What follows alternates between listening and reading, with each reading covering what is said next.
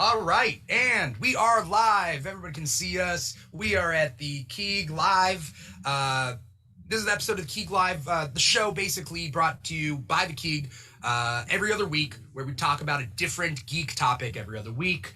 This week, we are talking about Mortal Kombat from start to finish, whether it's the movie, whether it's the movies, whether it's the video games, we're talking about it all. So if you're a Mortal Kombat fan, or if you aren't a Mortal Kombat fan, you're kind of a Mortal Kombat fan, either way, we're going to be talking about it all, and no matter what your level of experience is, we're going to cover it. I'm your host, Dimitri Pereira, as always, and we have two awesome guests. First, you see him down there with the hat. You've seen him before without the hat. We got Paul Lau. Paul, how you doing today? I'm great. I'm very excited to talk about this movie. I love the extra mile that you go with whenever you're on the show, Paul, whether it's dressing up in spandex and disappearing into the background, or whether it's the hat and whatever else you got going on. I'm afraid to ask what else you have going on back there. Are there any surprises I need to know about, Paul? No, there shouldn't be any gore or blood. This is the Super Nintendo version of Mortal Kombat, not the Sega Genesis. Okay, so, cool. I'm very interested. Okay, I didn't know there was a difference, but we're going to get to that in a second. We also got first-time Keeg guest, but long-time Mortal Kombat fan. We got Jimmy Page. Jimmy, how you doing? I'm doing great, man. Thank you for having me. No problem. I saw you on TikTok, and especially it was that video. I checked out your other stuff, but that video where you did, would you call it casual cosplay for Mortal Kombat? Like, is that just kind like of what it was? Urban outfit, like everyday outfits inspired by Mortal Kombat characters. Yeah. What made you want to do that video specifically? Oh, wow. Well, I've always kind of just had a knack for like being a complete fool on TikTok. Yeah. Don't we all, man? Don't we all? That's what it's for. Right. And Yeah. I feel like I just was really, really excited about the movie coming out. And a friend of mine had done, I think, like the different social media apps as outfits. And I was like, that's really cool. I want to do one for Mortal Kombat. And it literally, funny story, the original idea was to only do the ninjas entirely. So it was going to be like Noob, Saibot, Ermac, Rain, Smoke, and Scorpion, Sub-Zero, and all that. But it's sort of like, I kind of was like, no one knows who these people are. I think I'm going to make it a little bit more, that'll be later down the line. So I went with the OG cast. Yeah. And it, I just had fun with it. I did that too. I actually did it twice, and I redid a lot of the costumes. So you're watching like the beta version when you see it. Oh, okay. Or the final version. Do you have a newer? Oh, you do? Okay. I was what did I miss? Was there like a bigger one that I missed? No. The beta version will never see the light of day. Those outfits were terrible. Okay. One short trip to Ross changed all of that. Yeah. Were you inspired by COVID masks? Because I feel like everybody wearing COVID masks are always like, oh yeah, it just reminds them of Sub-Zero or Scorpion or whatever. Like, is that what kind of brought you in that direction? I am so glad you said that, because last Halloween, I wanted to get some of my buddies to dress up as the ninjas. Yeah. It will happen someday. Yeah. But, they're all like, I want to be this. I want to be a slutty elf. I don't know, or whatever. Yeah. So it didn't happen. That's what Halloween's for, Yeah. What was your Halloween costume this last Halloween, actually? Well, I almost didn't do anything, right? Because I've been staying indoors and being really careful. But my friend, she's immunocompromised, so I just go with what she wants to do, because I know that unfortunately, if anyone's gonna get sick first, it's gonna be her. So it's a canary in a coal mine situation, right? But what she does is everybody who went into the thing, it was a small get together. It's like 10 people. We all got tested. We all got temperature checked. Nobody had COVID, Sweet. right? So so it all worked out that way. And so I went because I do cosplay a little bit, and those ones I put more time into, or at least more time than I would a Halloween costume. So this one I went as I tried to go as sexy white rabbit from Alice in Wonderland. I mean, I think the sexy part is Subjective? is subjective, right? I'm It's sure like you were sexy, somebody, I'm sure. yeah. So I was like, "What are you, the Trix rabbit?" And it's like, "Nah, man, come on." But like Different kind of trick. Yeah, that's what I was yeah. thinking too. I was like, I'm top shelf. I'm no Yeah, bottom rabbit. So you're a top rabbit or a bottom yeah, top, rabbit? top rabbit. Hey, that's cottontail for a reason. Right. I'm all out of wet naps. I was Oh, the man. white rabbit from Alice in Wonderland, as opposed to, well, somebody was like, "Are you a Playboy bunny?" And I'm like, "No, I'm just the white rabbit." Well, I mean, it wasn't like I was dressed as a Playboy bunny, but the point being is I was a white rabbit, right? And so that was like enough for me this last Halloween. Sure. Wait, Paul, what were you? Did Paul do anything? I was regular ill, not COVID ill. I Wow. remember not being well Gotcha. Halloween, but I do dress up just whenever. So I have Okay. the what are they called? The Green Man suit. They have different colors of those. And Okay. Morph suits, right? morph suits. I got a Thor costume, an Iron Man Nice. costume, and For any occasion, for whatever. just random stuff. Yeah, you do one I think kid's I birthday was- party, you get the bug. I think I was the Michael Jackson from Thriller turning into the werewolf. So in the beginning of the movie, when they're on the screen. Okay. So it's like the Thriller video, but the movie they watched. Where he turns into a werewolf, and he's got the red Letterman jacket and the Jerry curl, Oh yeah. and he's got the yellow eyes and the Okay, yeah. wolf teeth. Yeah. So I Okay. went as that. Super niche. No one got it except like one person. Yeah. That's Really? fun. That's every single year. I pick something that's very like, if you Oh, know it, you know it. Mhm. But you know, Is it supposed to be a challenge to you, Jimmy, It's or is it kind of supposed to be a challenge to them? it's all encompassing, dude. I think one year I went as, okay, this is really niche, but remember Missy Elliott? Yeah. And she came out with that video, "I'm really hot. I'm really, really hot. I'm really, really hot." I don't remember the music video. Okay. Let me look Well, that she up. had these Yeah. she had these little kids in all black suits, looking like they were going to a funeral, but their faces were painted white, and they had like black stars on their eye. That's what I went as one year, and a few people got it, which I was very proud of.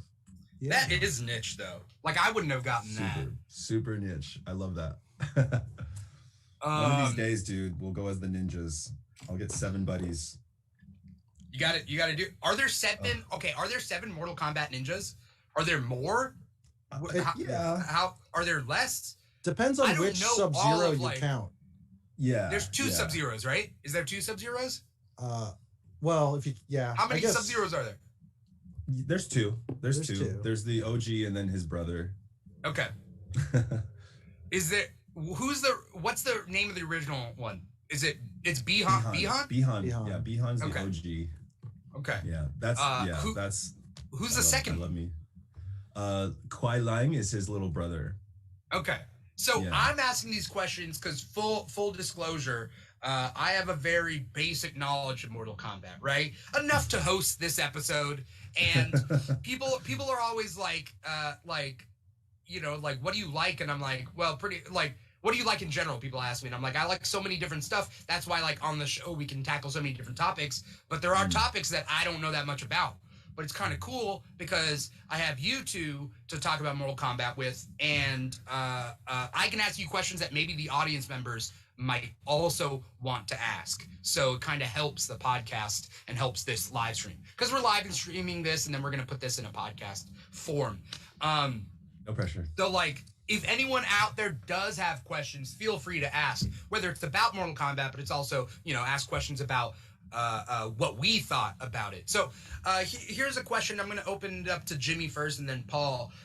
What were your earliest experiences with Mortal Kombat? Because as a child in the 90s, I remember the arcade. I played it a few times at pizzerias would have them, right? But like, what was yours, Jimmy? Chuck E. Cheese, baby. Chuck E. Cheese, baby. Yeah. Was it at Chuck E. Cheese? Just that's my first memory of like Yeah. playing arcades in a safe space. Yeah. Low key, my family, we were very like kind of Jehovah's Witness style. Okay. So I wasn't always allowed to play like the most violent games, unfortunately. I had to go to friends' houses for that. So I actually ended up playing Mortal Kombat, the SNES version. So like the one with like no blood. Okay, yeah. And that was cool. I think from the get-go, I was really obsessed with Sub-Zero for some reason. And I just like really liked that aesthetic. And I had done Taekwondo my entire life. So I'm a black belt. And so naturally I hadn't seen a video game with like martial arts to that point. So I was just living my like little ninja wannabe fantasy. And me and my brothers would like get together and like play Mortal Kombat and just turn up music and just punch each other. Okay.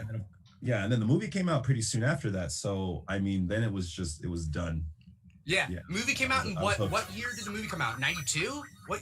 I think 92. I'm not sure actually. I could be wrong.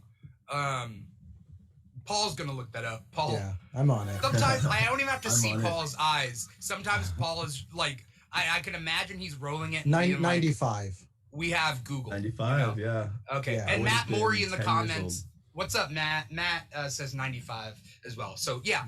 95. That works. Thanks, that works for time. Ninjas were all the rage back then. I just remember like ninjas were like Halloween costumes. Like regardless of Mortal Kombat, like people were like, ninjas are the coolest. Let's have a sword. Three ninjas. You know, three ninjas. I'm watching, weirdly enough, I'm watching Beverly Hills Ninja because I've never seen it before. Robin Shou. I'm watching it with Liu Kang. Oh, yeah, as his brother. Okay, I knew he looked familiar. Okay. Yeah. And 100%. I'm watching it right now with my family because my dad loves like slapstick kind of physical humor, and like he's never seen Chris Farley. Like What? he likes. I mean, because like what would be a movie that my dad would like with Chris Farley in it? You know what I mean? Like I don't know. Tommy Boy and Black Tommy Sheep Boy are the is same good. movie, but They super are. but Tommy Boy is I mean, the more preferred one. Yeah, so Beverly Hills Ninja is the first one as far as like Chris Farley is. No concerned, SNL sketches with Yeah. Well, I didn't grow up with SNL. Chris Foley. That's the thing. Like I personally didn't grow up with SNL. I've seen obviously the stuff in retrospect, and my mom and I watch SNL now, but I didn't grow up with SNL. Mostly kind of like Jimmy was saying, like, and this kind of ties with Mortal Kombat and like a lot of stuff is like my parents had a lock on what I was able to play, right? So like they would screen everything I would watch. My music taste is kind of stunted because of that. Because at a certain point, like I had to make my own music taste, and like, but that came later. You know what I mean? And it wasn't a religious thing. It was just like my parents being like, we just got to make sure you don't end up like that kid down the street. You know what I mean? So it's like. They had a lock on what I would. So I didn't watch the Mortal Kombat movie when I was a kid. I wasn't allowed to watch Bloodsport, you know? Even by name alone, it could have been a G-rated movie, but the name Bloodsport, you know, it wasn't. And it's so funny because looking back now, like Mortal Kombat seems so tame, right? Like, you know, like it wasn't as violent as little Jimmy remembered. Yeah. You know what I mean? Like it's pretty tame. I mean, is it pretty tame? Because I feel like ripping someone's spine out, even on that pixelated, like, old school, like, bits, is still, like, okay. The movie. It's PG-13. Yeah. Yeah. So. Yeah. How long was it after playing the games did the movie come out? Because the games came out in 92? Is that what I was saying? Super Nintendo... 95. Wow. Now I gotta look it up. From what I remember from my Wikipedia dive, 92 was the first game, 93 was the second game, 95 was the third game. They all came out really fast. They came out really fast. Because I think like arcades got those developers a lot already. 93 was the Super Nintendo, so 92 was probably the arcade. 92, 93, and then 95. In the original movie, Katana's already like a pretty big character, you know? And then obviously by the end of the movie, in the first one, there's Shao Kahn. So they already had come out to know that those characters would be needed, I guess. Did you say Katana? Katana's in the movie? Katana's in the movie, yeah. First Mortal Kombat. See, I don't know this stuff, so you guys gotta tell me. So, and let's talk yeah. about that first movie. Let's talk about that first Mortal Kombat movie that came out in '95. Yes, this is my dream. It's really Yeah. great. I love the first movie so much. Jimmy, tell me about your love for the first movie. Where, Okay. like, how old? Like, well, you don't have to say how old were you, but like, you were a kid. You're watching this movie. Where did you watch it? Did you watch it in theaters? Was it on TV? It was on TV, right? Was it on TV? No, it would have been Oh, in no. theaters. I Yeah. would have been 10 years old, loud and proud. Yeah. I'm flying high at 35. Yeah. But yeah, I feel like when I first watched it, obviously it was with like all of my Taekwondo buddies as a little 10-year-old. But I think like as a filmmaker now, I think that's really movies like that, like fantasy, superpowers, adventure movies, groups gathering and going to defeat evil. That's just always been really speaks. I don't know. That's just always really spoke to like my soul as a person. I love like coming together and meeting people and kind of coming together for a cause, right? Yeah. And it's funny because when I watched the movie, like that made me want to do fighting because I hadn't really done like sparring and one-on-one combat. So that's really what like inspired me to do that. But yeah, I think the movie just made me happy. I mean, that song, that theme song, come on. Mortal Kombat, like it just isn't getting better than that. So No lyrics, just a roll call. Just a Kano. roll call. Luke, Test your might. I mean, test your might. yeah. Cha, cha, I- cha. I do really, really dig it. And you know what? I'll say it too. The second one, I enjoy it as well. For all of the like hate that it gets occasionally, it's got a place in my heart. Those first two, for sure. Mhm.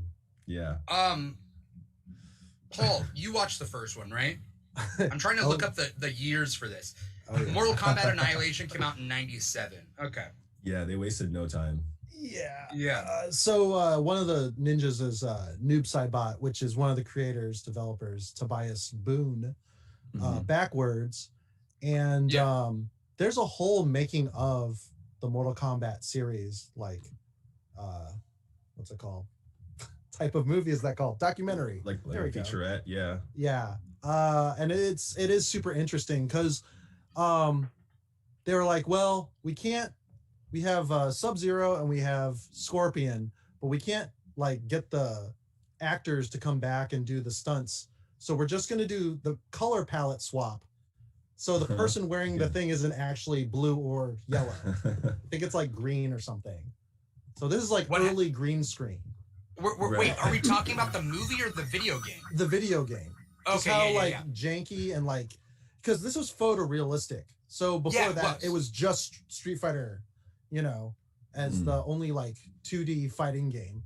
Right. But yeah, I should go back to the actual movie because that's the question you asked. Well, either or. I mean, we can talk about whatever, but like, it is interesting. Mortal Kombat, the video game, was photorealistic. What they did? What they like took photos in different poses and then strung it together. Yep. Is that how it worked? Yeah. And it didn't follow typical what's it called? Like fighting mechanics. So there was no damage scaling. So if you duck down and do an uppercut, which the new Mortal Kombat references, in Mortal Kombat 2, you could do that the whole game and beat the game. Yeah. It's just duck, then the AI would like try to hit you, and then you just go uppercut, and then Tobias Boone would be toasty, come in, And that was also the easy fatality for any bridge level, because if you suck and you needed your family member that's better than you or friend to do the fatalities, because fatalities are super input. It's like order of input and like spacing so that it lands. Other games are like half circle toward or very like joystick oriented. So huge difference. All right, seriously, I'm gonna answer the question. Bridget Wilson at is this Sonya point, Blade. At this point, I forget what the question was. What was my question? Oh, I don't know. I think you were just asking me about the movies. Yeah, let's talk about the movies. 40 years old. If you want to talk about loud. Hey. Yeah. Seeing one of the people from as Johnny Cage from, oh my gosh, what's it? Melrose Place. There's like a random like we didn't know he could fight or be in a fighting movie. True. That's Lindsay Ashby. And then the Highlanders in it, Christopher Lambert. or Lambert, like the cheese, Lambert. from Highlander, and then Bridget Wilson from Happy Gilmore as the teacher. Yeah. Vivica Vaughn or something like that was her name in the, but I was just like, this is crazy. And then you get Cary Hiroki, who is Shang Tsung, and I think that was like his debut, but like, yeah, he was dope as fuck in that leather jacket. There's like little peacock feathers, and Woo. I was just like, the drip still works to this day. Sauce, yeah. Because the who are we talking about? Shang Tsung. Shang Tsung in the movie. Yeah. Who later actually reprised a role, or not reprised, but like he was the grandpa in Johnny Tsunami, which I always got a really big kick out. That's where I remember him from. And then most recently he was in Man in the High Castle. Yep. Oh wow. It's cool. They also scanned him into the new Mortal Kombat to reprise his role in the video games as Shang Tsung. Very cool. Cary Hiroyuki Tagawa. Yeah. And then just like the music in Mortal Kombat 1 was industrial techno. Yeah. And you would just see, because I did also do Taekwondo, but I did like American ATA and not Okinawan, because I was in Indiana. And you know, it's just drywall, Monster Energy or Surge energy drink, and strip mall Taekwondo. Yep. Okay, I get you. So you know, your master probably didn't. I mean, he did the best he could. Right. I mean, you're supposed to. You know, I'll say Taekwondo is not great for a bar fight. You know, unless your tactic is spreading your legs and letting them, you know, just have full punches to your nards, and then you get a stool. You know. Like, I tried to use Taekwondo for self-defense, and it's like, you're better off just running away, or Sure. Yeah, just because the techniques are not. This is before Brazilian Jiu-Jitsu, so you know. Sure. Thankfully, I am Asian. I could just use that as my. You don't want to get me angry. You know how us Asians are. Especially if you have that hat on, dude. What? I wouldn't mess with you. Probably. You got shout out to Chris Reed Brown, who keeps coming in. He's a fan of the Keeg, but we always make fun of him because his username is Chris Reed Brown, like he's trying to distance himself from Chris Brown. Right. So we always think it's funny, and we always make fun of him. Chris Reed Brown, have you followed us on Instagram yet? Because you've been here a while, and you gotta follow us on Instagram so we know what you look like, man. All right, so let's talk about what's the plot of the movie of the first Mortal Kombat movie. Like, what's that plot? Liu Kang's brother gets killed by Shang Tsung, and then he wakes up years later, and then Raiden assembles the heroes of Earth to go to Outworld to meet the forces of Shang Tsung and his minions to save the world on a leaky boat on an island. So this tournament's and the tournament's open to basically any mortal. So you see like duders, like regular guys in martial art gis, fighting a 50,000-year-old dragon named Goro. So I feel that tournament trope is used a lot in martial arts fiction, right? Like it's just the classic, like, I mean, are there a lot of movies like that? Is it just me? Well, like the original one thing I'll say about the original movie is that the trope of the tournament is different for each character. Like each of the main characters, Johnny Cage, Sonya, and Liu Kang, are going for a different reason, right? Oh, okay. So you get way more of a sense. It's more character based why they're going. They're not going necessarily to save the world at the start. It becomes that later, but it's really cool because like you really get that sense of like these are characters who are ending up at the same place at the same time. And that's why that like kind of like they play off each other in that way. Like Sonya's looking for a murderer. Johnny Cage is trying to like breathe back life into his career, which is like he's being called like basically like a martial arts fraud. Yeah. And so he's going there to like reclaim glory. Liu Kang's going for revenge for his brother. So it's kind of like, and then it becomes all three have that character arc of like Raiden's like your motivations are petty because this is about saving the world. So as a kid, you know, like you learn like, oh, like it's much more than just come to this tournament and save the world. It becomes that later, which I think was smart. That's one thing I will say about the first movie. It's way more, it feels more like grounded in the sense that these are real people who are, well, not real people, but you know what I mean? Yeah. Yeah. It's just motivated. No, it's superior in where you know what their wants are. Their motivations. Because I have no idea what Sub-Zero's motivation is in the new movie. It really frustrates me. Because all he says is, for the Lin Kuei. Okay. And what is the Lin Kuei? Do we know? That's do the Mortal Sub-Zero, Kombat fans know? It's the Sub-Zero school or the clan. The Sub-Zero school. I'm sorry. It's just when you talk about teacher. Yeah. I'm having trouble making ice cubes. Yeah. Well, shake it a couple times, but don't play with it. All right. Sub-Zero and Scorpion in the first movie were more like henchmen.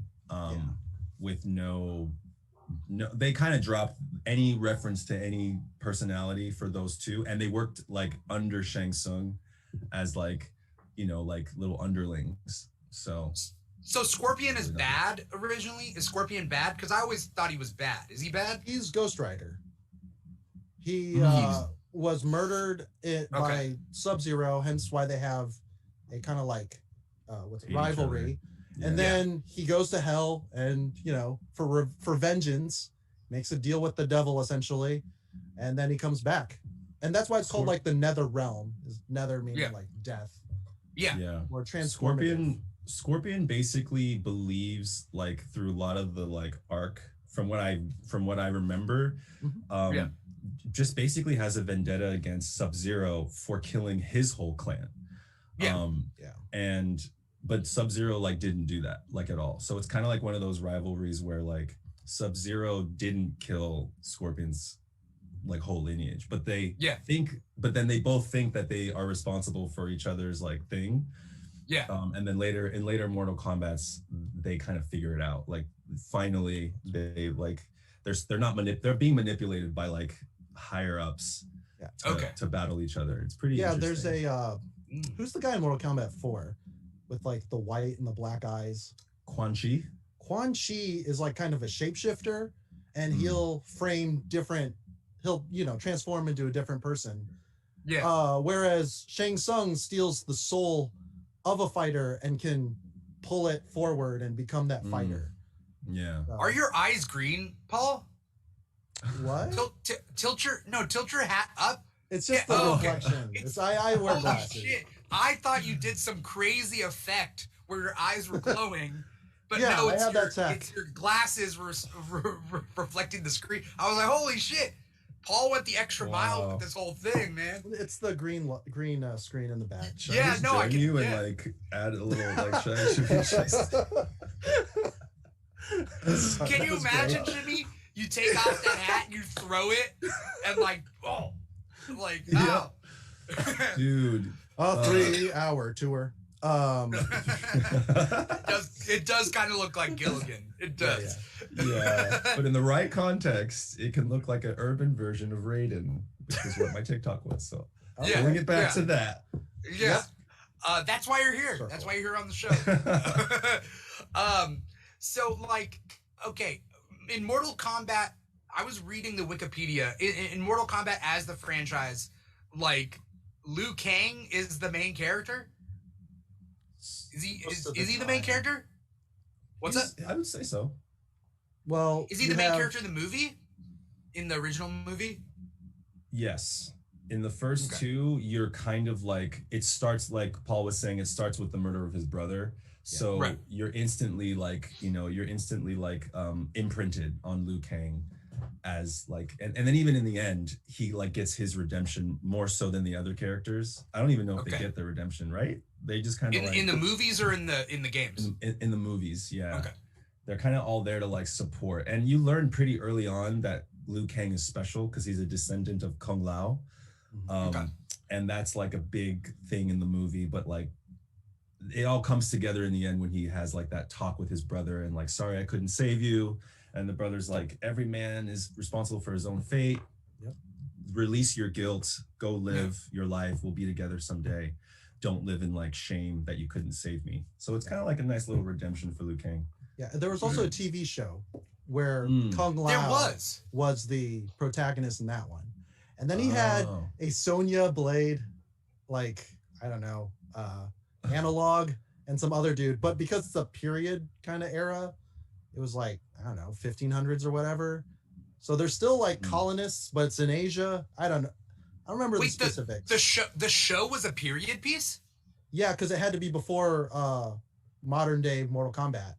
Wow, I didn't know. I remember, was the show on like UPN 13? Yes, it was like a USA 1 a.m. show because I was always staying up on Saturdays to watch Hercules, Xena, and something 2525. I can't remember what the show is called. But yeah, very UPN-y. Okay, yeah, because I remember the like commercials or whatever when I was a kid, and again, I would never have thought to watch it, mostly because I wasn't allowed to, watch anything. Mortal Kombat Conquest in 1998. Cleopatra 2525. Yes, Cleopatra 2525. What is Cleopatra 2525? I don't know if you know the actress. It's just another space show. Oh, with a fancy. There was a song that it's based off of. It's cheesy and campy as all balls. So. Okay. I was reading the Wikipedia entry for the video games, and it made it seem like the story followed Liu Kang, and it was about him being the kind of the main character and like moving the plot forward. Did it change to Johnny Cage at a certain point, or like who's the main character in the video games now? Like, is there a main character? Do you remember when so fighting games in general kind of had a really long lull after Street Fighter 3, Evo, just fighting games in general, nobody really kind of gave a shit about.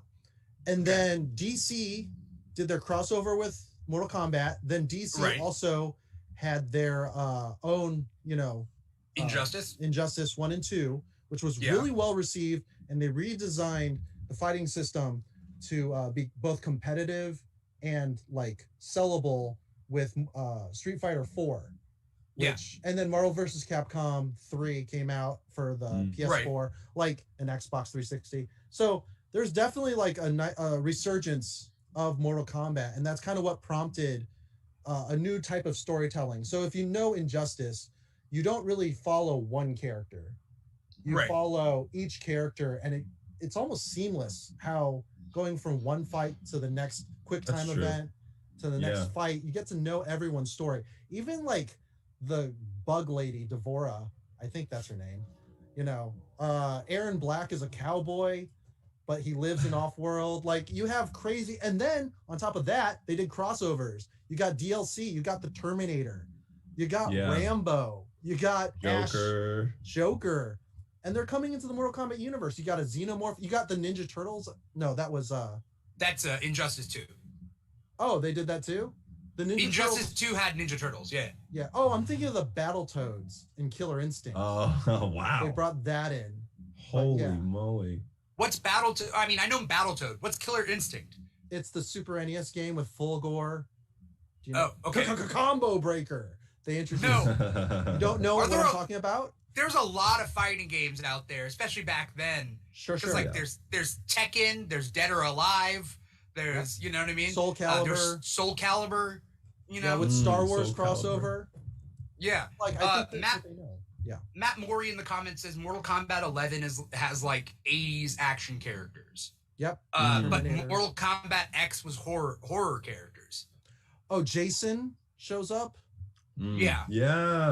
Wow. So, and that's what Mortal Kombat does best, is it fuses two genres with like a great campiness, and that's horror and martial arts.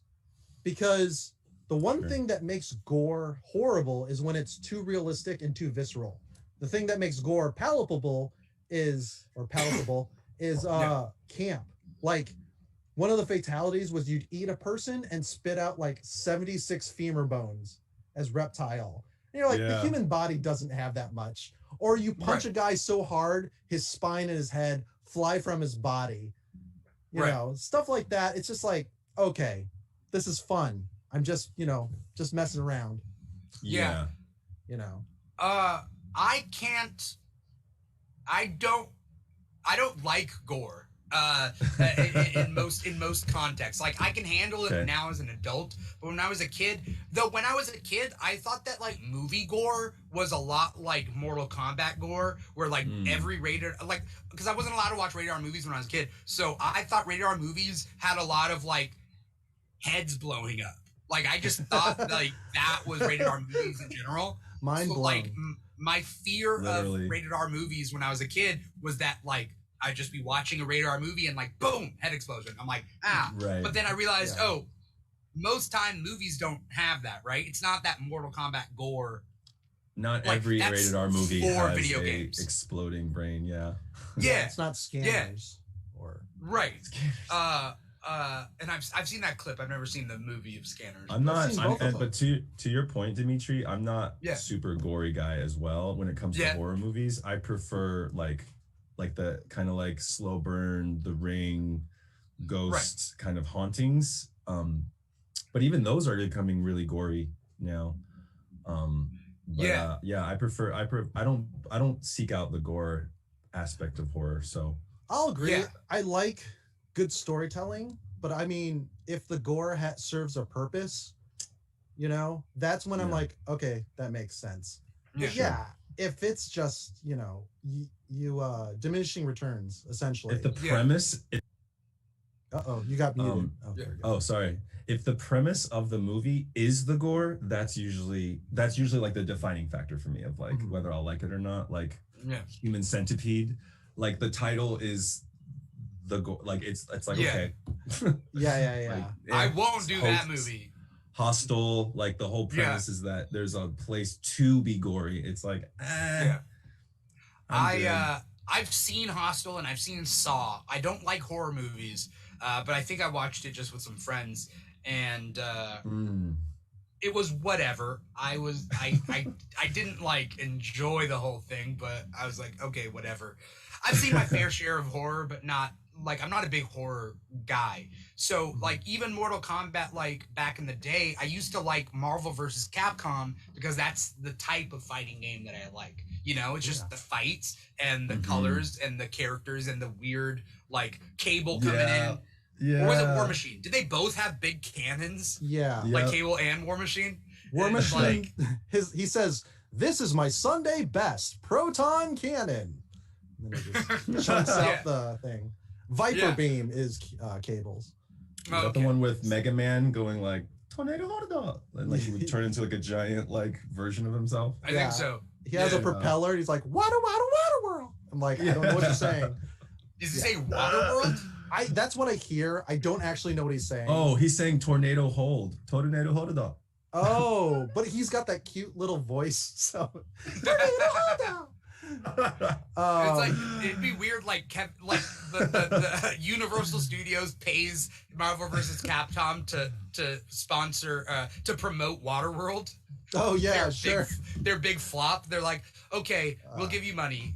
Say Waterworld, Mega Man. X-Men versus Street Fighter had the real voice actors from the '90s show. I didn't know that. Cool. Yeah, That's they had Gambit and Wolverine. And that's why they're kind of like seamless. Berserker Claw, let's go. Oh yeah, that's true. Cajun. Yeah.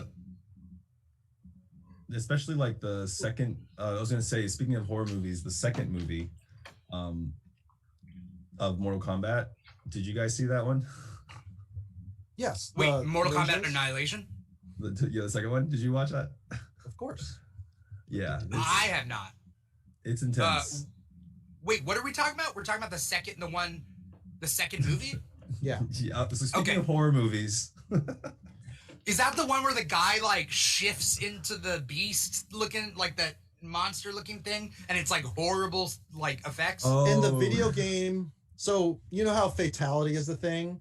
Yeah. And then I think as a joke gag, there was friendship in 2, then babality, animality came out in 3, and then brutality came out in like one of the later editions. Is that when did they dumb it down, and instead of fatality they did brutality? Am I thinking about this correctly? Like, did they make it more family friendly at a certain point? Was Mortal Kombat ever dumbed down in that respect? I mean, only because of the limitations of the tech. Mortal Kombat 4 on the N64 is straight horrible to look at. Like, it's rough. Yeah. Like, my body in how bad a shape I am could be a Mortal Kombat like character. Just why? Because a guy with a gut just sucking in, no defined arms or shoulders. Yeah. It's like GoldenEye if it was a fighting game. That's how the graphics work. Wait, they didn't do the photorealistic stuff the whole way through? The next generation was 3D modeling. It was like a step up from Minecraft graphics. Like no. That sounds I think horrible. Minecraft is way better. Okay. Because you can build like actual cities that exist on the planet and it's rendered sharp. These there were no thumbs. There were just these like little I don't know. I didn't know that Matt was a huge Mortal Kombat fan, or if I had known, I forgot. Played 4 players. Matt was let's see. Well, Matt first said, Paul, when you recited War Machine's catchphrase from the game, I pictured War Machine with Jack McBrayer's voice. Fix it, Felix. Yeah. And then he also says brutalities were more combo skilled based and fatalities were more cinematic. That's what he's saying. Yeah. Well, fatalities, you have that window, or else they faint and then it's not satisfactory. Or you do what everyone does and get frustrated and just do an uppercut. You know? Or sweep kick. The sweep kick. What made Annihilation so horrible? Because I hear like everybody changed the cast. Right? Yeah, immediately, that was rough. So you only have Robin Shu and Shang Tsung, Katana, and Katana. Yes. Yeah. Okay. Did the characters change or did they recast them? I mean, Johnny Cage dies in the first 5 seconds. Yeah. Really? They recast Johnny Cage and then killed him. Yeah. From a neck snap, and it was like, and then Sonya is recast. Yeah. And Sonya is like crying over him, but we haven't seen either of these people before. Like, we don't know these actors. Oh. Yeah. So, and then they are they wearing Raiden, the same clothes to make us like understand that they're the same people? It's different. I want to say, I don't know. She wore a white tank top, no bra, rolled around the mud. It was different. There's definitely a lower budget for the second one. Raiden was the rough. Raiden was the most painful, I think, aspect of it, because I think Christopher Lambert at least is like really funny. Like, he brings like kind of like a presence, like that Highlander well-known presence. But in the second one, I think whoever they got, I forget his name, but it just was not. It was not it. The sergeant in Starship Troopers that does the drill sergeant. When the guy's head gets shot on accident because his helmet got taken off, it's like, medic. Yeah. Oh shit. And he's in other movies. I just can't think of him right now. Yeah. But he gets a haircut in the movie. He's like, he gets a haircut at one point. Yeah. Not like they go to a barbershop and Ice Cube and Eve is there. It's like, how was your day? Oh, you know, Outworld, thinking about life and death. No, but he mentions it. He breaks the fourth, or no, he talks to Luke Cage like, what do you think of my haircut? Nice. Like, it's just like weird lines like that. You know, like he gives up his immortality in the second one. But I think the biggest sticking point for the second movie was that it was just bloated, I think is the best way you could say it. It's just, they shoved characters in there like to the brim. Sector, Cyrax. For toys? Was it a toy thing? No, I think MK3 Ultimate had come out by then, so we had characters like Shiva was in it, and she barely does anything. She starts a fight and then dies right away. Okay. Remember that where the thing falls on her? Yeah. It's just no. Well, the thing is, Shiva is female Goro, and what are you gonna do with puppets, you know, or prosthetics in this case? It's too tough to do. That's why Goro just gets punched into he gets his nards punched by Johnny Cage in the first one, and then pushed off a cliff into like an abyss. Because how are you gonna what are you gonna do with And that? Goro was like super animatronic. Also, Yeah. like his whole face, like there was a head somewhere in here, and then all of this was a robot. But in Annihilation, I guess they didn't have the time or the budget, and they got an actual actress. But two of her arms are like literally they never move. Like she's always like this. Yeah. But her upper arms are like that. Sindel and Kitana's dialogue is so memeable. She's like, "Mother, I thought you were dead, and now you will die." Or wait, Yeah. I am not dead, but you will be dead. Like, So it's you're alive. Too bad you will die. it's so terrible. And Sindel is like, again, one of like those callbacks to Hollywood where she has the white stripe from Bride of Frankenstein. Her attack is very like sound based, like Banshee from X-Men. And she's the mom of the, Kitana and Melina. But she's also resurrected with the magics of, I think, Shang Tsung, or it could be Shao Kahn. Shao Kahn, yeah. They're a conglomerate group of evil, outworld corporates. I'm looking up some of this stuff, like how bad Shiva looks.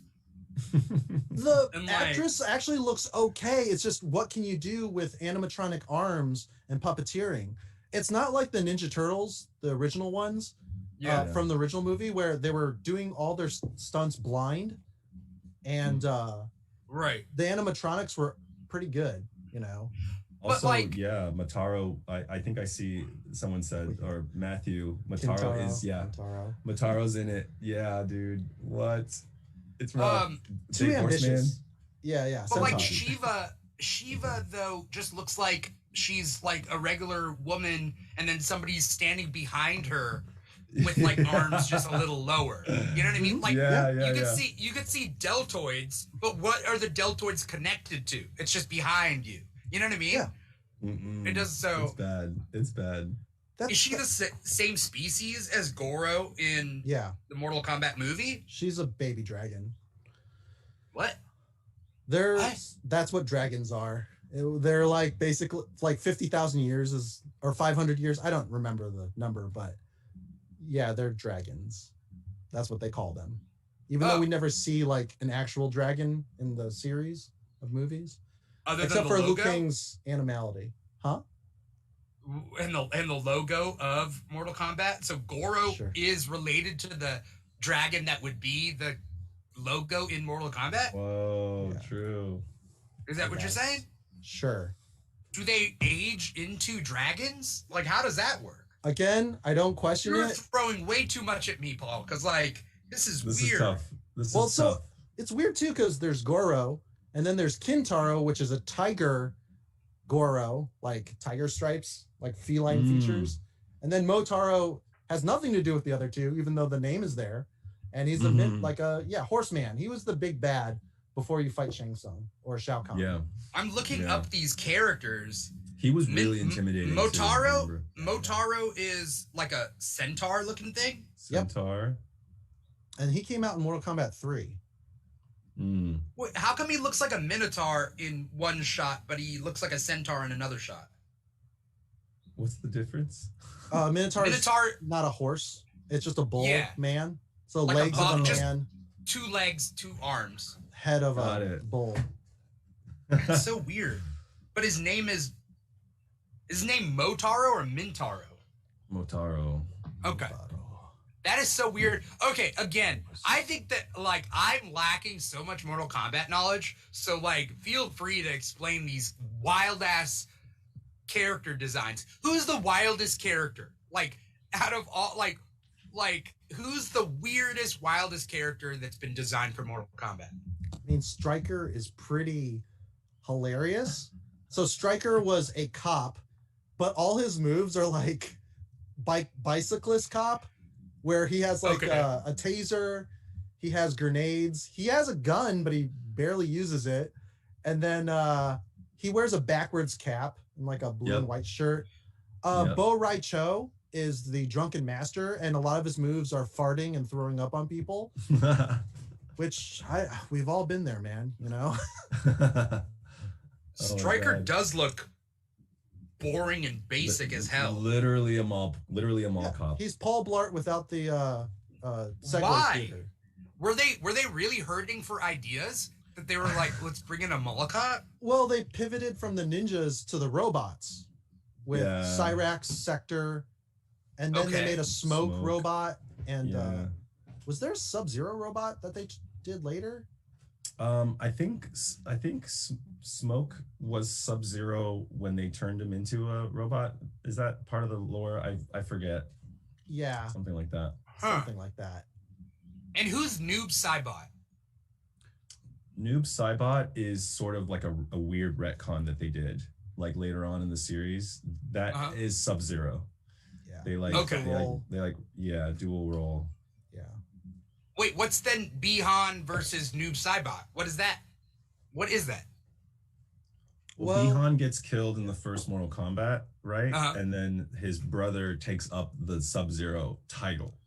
Okay. Like Dimitri, have you seen Sub-Zero's brother from Mortal Kombat 3? Have you even seen Sub-Zero's brother? I'm just asking because there's a little bit of Caucasianness.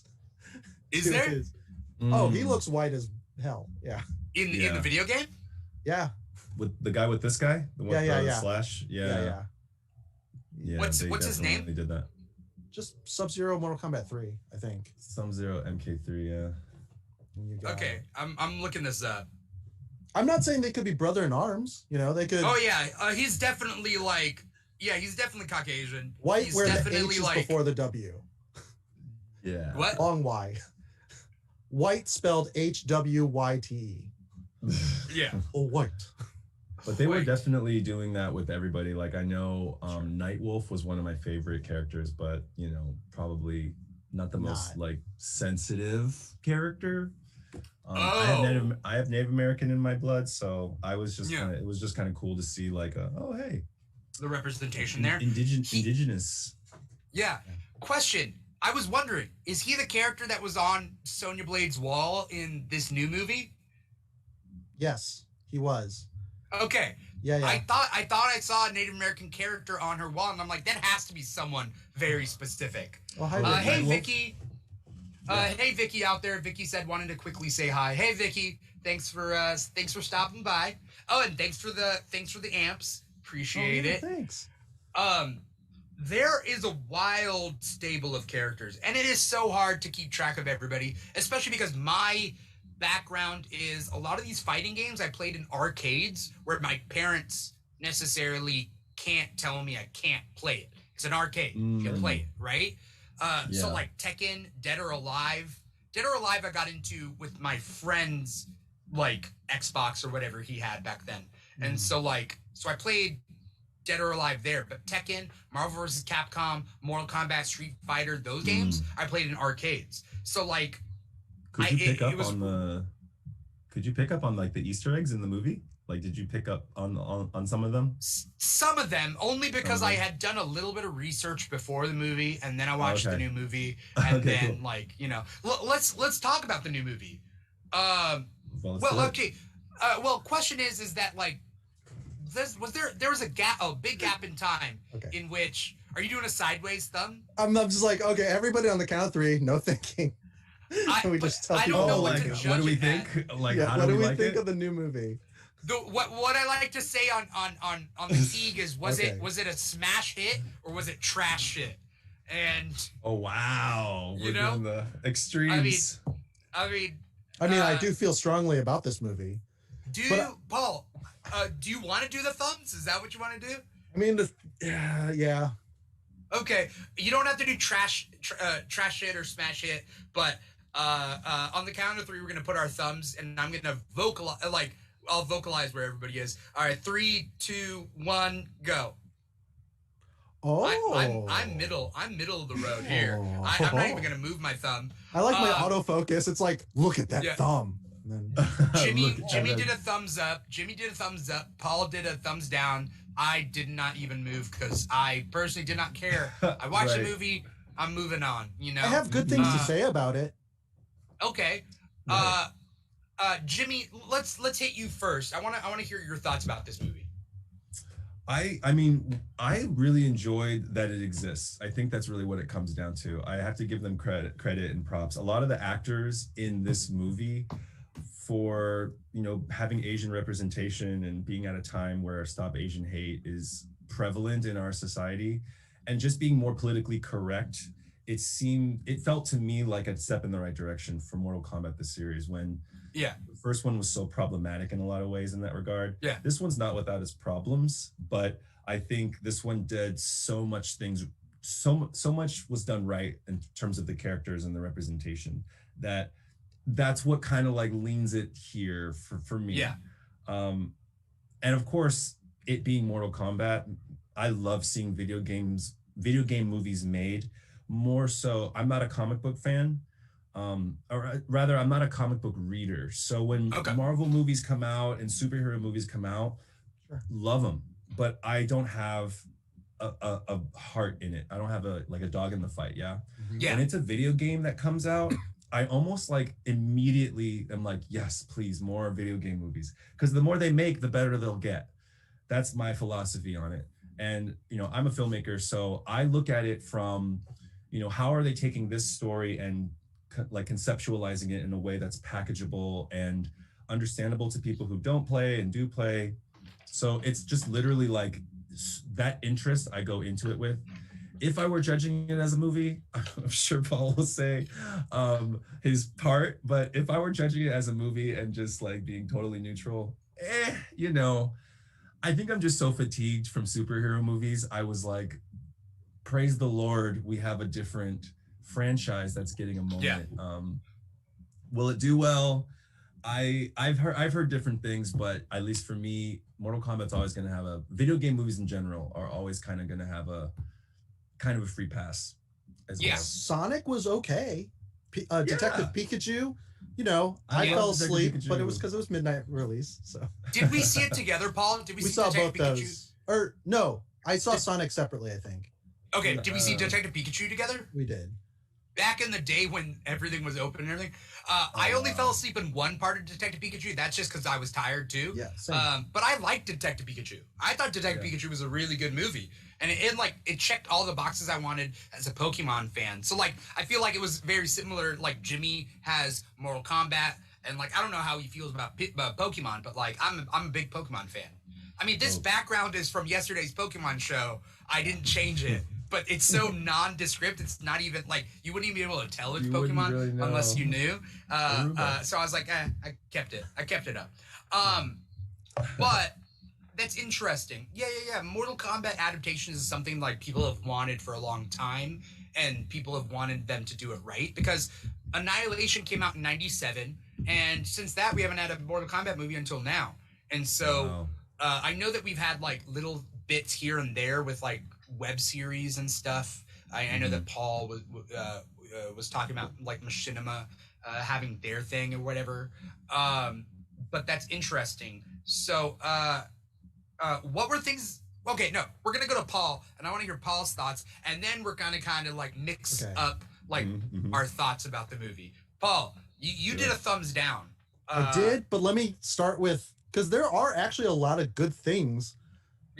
Goro looks better than Doomsday, CG wise, lighting, emoting. He looks better than both Steppenwolves. So I was really pleased with how he looked. I think all the martial artists are competent. Are in real life? Do they all have martial arts experience in real life or no? I don't know. Ludi Lin is from was the Black Power Ranger. Yeah. Okay. So he has some of that in the reboot of Power Rangers, and then he also played an episode of Black Mirror. There's the episode where the two guys are like playing video games and like having sex through the video games. Ludi Lin is the Asian martial artist. He's like the Liu Kang of that episode. So it's just ironic that he plays actual Liu Kang later. Yeah. So he's been doing a lot of those like martial arts things. So as for like the other people, like I know Louis Tan, I think he's trained a little bit. Because he was Louis Tan was in an episode of Iron Fist, And Iron Fist was notoriously on its back foot the whole production. So the actors only had 15 minutes before filming to learn their choreography. So that's why the whole season is shit. The season 1 is shit. Season 2 kind of makes up for it, but season 1 is complete shit. And Louis Tan is in season 1, and he's the best part because he has it's like a drunken master homage with his character. And it makes, everybody was saying once that episode came out that he should have been Iron Fist. Like, why did they cast this guy who has no martial arts experience as Iron Fist, one of the better martial artists of the Marvel universe? And Louis Tan like really stood out. And then Louis Tan was Shatterstar in Deadpool 2. Oh yeah, and that's right. He didn't have much to do, but it was funny. And I enjoyed him being green slime on a helicopter. I thought that's hilarious. Have you seen Deadpool 2, Jimmy? Deadpool 2, no. 1, yes. Oh, okay. I don't want to spoil anything. You cool with me spoiling it for a movie that came out? Go for it. Basically, Deadpool makes a superhero team, and he has like auditions for him, and like he puts together a little superhero team that he calls X-Force, which is a team in the comics. And he puts together X-Force, and they have this like big epic jumping out of a plane, and they all put out their parachutes. Problem is that all the characters end up dying on the way down. And so like there's a character called the Vanisher. In the comics, the Vanisher is a teleporter, but in the movie, he's just invisible. So it's just this guy wearing this parachute, and he opens up, and he hits a power line, and you see it's Brad Pitt.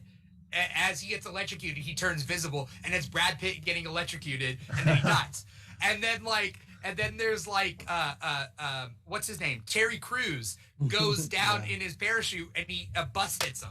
And all of them just die just randomly. Like this whole team, there's this whole buildup for a superhero team, and they all die. And so, who was I getting at? Who was I bringing up? It was Shatterstar. Louis Tan is Shatterstar. He's like an alien from Mojo World, and like they build this up, and it's so funny. They play it so funny, and it's so gross too, because he ends up like there's a helicopter about to take off, and they're like, move away from the helicopter, and then like he hits the blades and he just turns into green goo, and he just dies right then and there. And so like all these characters die in such weird way. Like another character like accidentally takes his parachute into like a mulcher, and like just like he gets like sucked in and just like eviscerated out the back. Oh my god, Fargo style. Yeah. But like you don't see it going in the like from the back. I don't know what the money shot of killing someone. It's kind of like the 2D version, so it's comical in that aspect. I see what you mean. They cover it from the Z-axis, I guess. Thank right? You. Yeah, I can articulate it. Yeah, and so it was tastefully bloody. It was tastefully, and it was like comedically gory, where I can handle it. I'm not like losing my lunch over it. But it's kind of sad. It's kind of sad. They're just like, oh. Well, they're hyped up too. They're all like on that. You know, when you're with a team, you're like, ooh, rah, we're all cheering. Yeah. Because they're like X-Force. They have their own cross. And then there's just a regular guy. I think his name was Paul. No, Peter. Peter. There's just a regular guy named Peter on the team. Just saw the ad. He's like, he's wearing khakis and jumping out of a. And he has a mustache. Yeah. And like, Peter. So, but Paul, you're saying that, like, just going back to what you were saying, that was that a good part to you, like the martial arts part? I see a lot of potential. Because like I used to be kind of like into tricks, like trying to do a 720, spin kick a lot of the time. And even though I wasn't formally trained because of the limitations, I would actually use video games to kind of proxy how to do wushu or different stances. And then from that, I could extrapolate from like a Tekken, because I think Tekken is the most accessible for a martial artist. You can actually see like both the forms, stances, and punches. Where Street Fighter, you can do a Shoryuken. It's not effective, and it doesn't look good in real life, So is Shoryuken the one the Hadouken? You're thinking Hadouken. I'm talking about Dragon Punch. Okay. You know, Okay. it looks silly. They even do it in the movie, and it looks silly. The Street Fighter, the Van Damme Street Fighter, the Van Damme one. Yeah. So Not yeah, Legend of Chun-Li. You want to talk about Robin Shou again? Because he's in that, and he's playing. Who's he playing? He's playing the. Oh shoot, what's his name? I'm bad with names, but I'm great with faces. What's his name? No. The Wushu master. He's like an assassin. He's blind. He's got a purple Chinese outfit. I keep forgetting. Gen. I'm gonna look it up, but it's Gen. Gen. Okay. He teaches her to do Kakoshin, which is Chun-Li's fireball. Which is not like her staple move. It's spinning bird kick or regular kicks. Yeah. But yeah, you want to talk about a movie that went really weird places. Holy crap. And then the casting is really terrible. It was rough. Yeah. Neil McDonough. Yes. McDonough. Yeah. Yeah. He's M. Bison, right? And he is so you're like, what's evil? What's an evil bad guy? When you think of M. Bison, you're like, he probably like laughs a lot, does a lot of like Shadow Low, Shockwave. He rips a like baby from the womb of a woman in that movie, and she dies, and then I think he kills the baby or something to get his psycho power. And that's the moment where you're like, in that movie? I forget about this part. It's so forgettable. Dark for no reason. It's like watching old Power Rangers episode and you find out Bulk like has an underground slave trade or something, or has a puppy mill, and you're just like, I can't watch this show. Yeah. Skull, why did you allow this to happen? I want to do a shout out. Real quick. There's Amy 3000 in the chat. She goes, OMG, I'm a huge fan. You guys are awesome. Thank you so much, Amy. Hopefully you like us here on volume.com. Volume.com has a lot of awesome creators out here. And follow our social media, Amy, and stick around because we got like 4 shows a week that we do. So thank you so much. Sorry, didn't mean to interrupt, but you know, I like calling out. I'm trying to think of fans. Like, no, you have to interact with chat or they'll unsubscribe Friday night. You said my name. Yeah, I don't, senpai. Yeah, okay. We noticed you, Amy. We noticed you. But sorry, Paul, what were you saying? Yeah, I guess because I don't like faulting the actors. They have no control over the script, fair, the dialogue, and I like to recognize when there is like competency. But that's kind of like where it ends. And they did reference most of the fan favorite fatalities accurately. Yeah. So you got to see Jax's head explosion. You got to see Kung Lao's hat spinny thing. Yeah. Oh, Kano, and the opening, Kano ripped the heart out.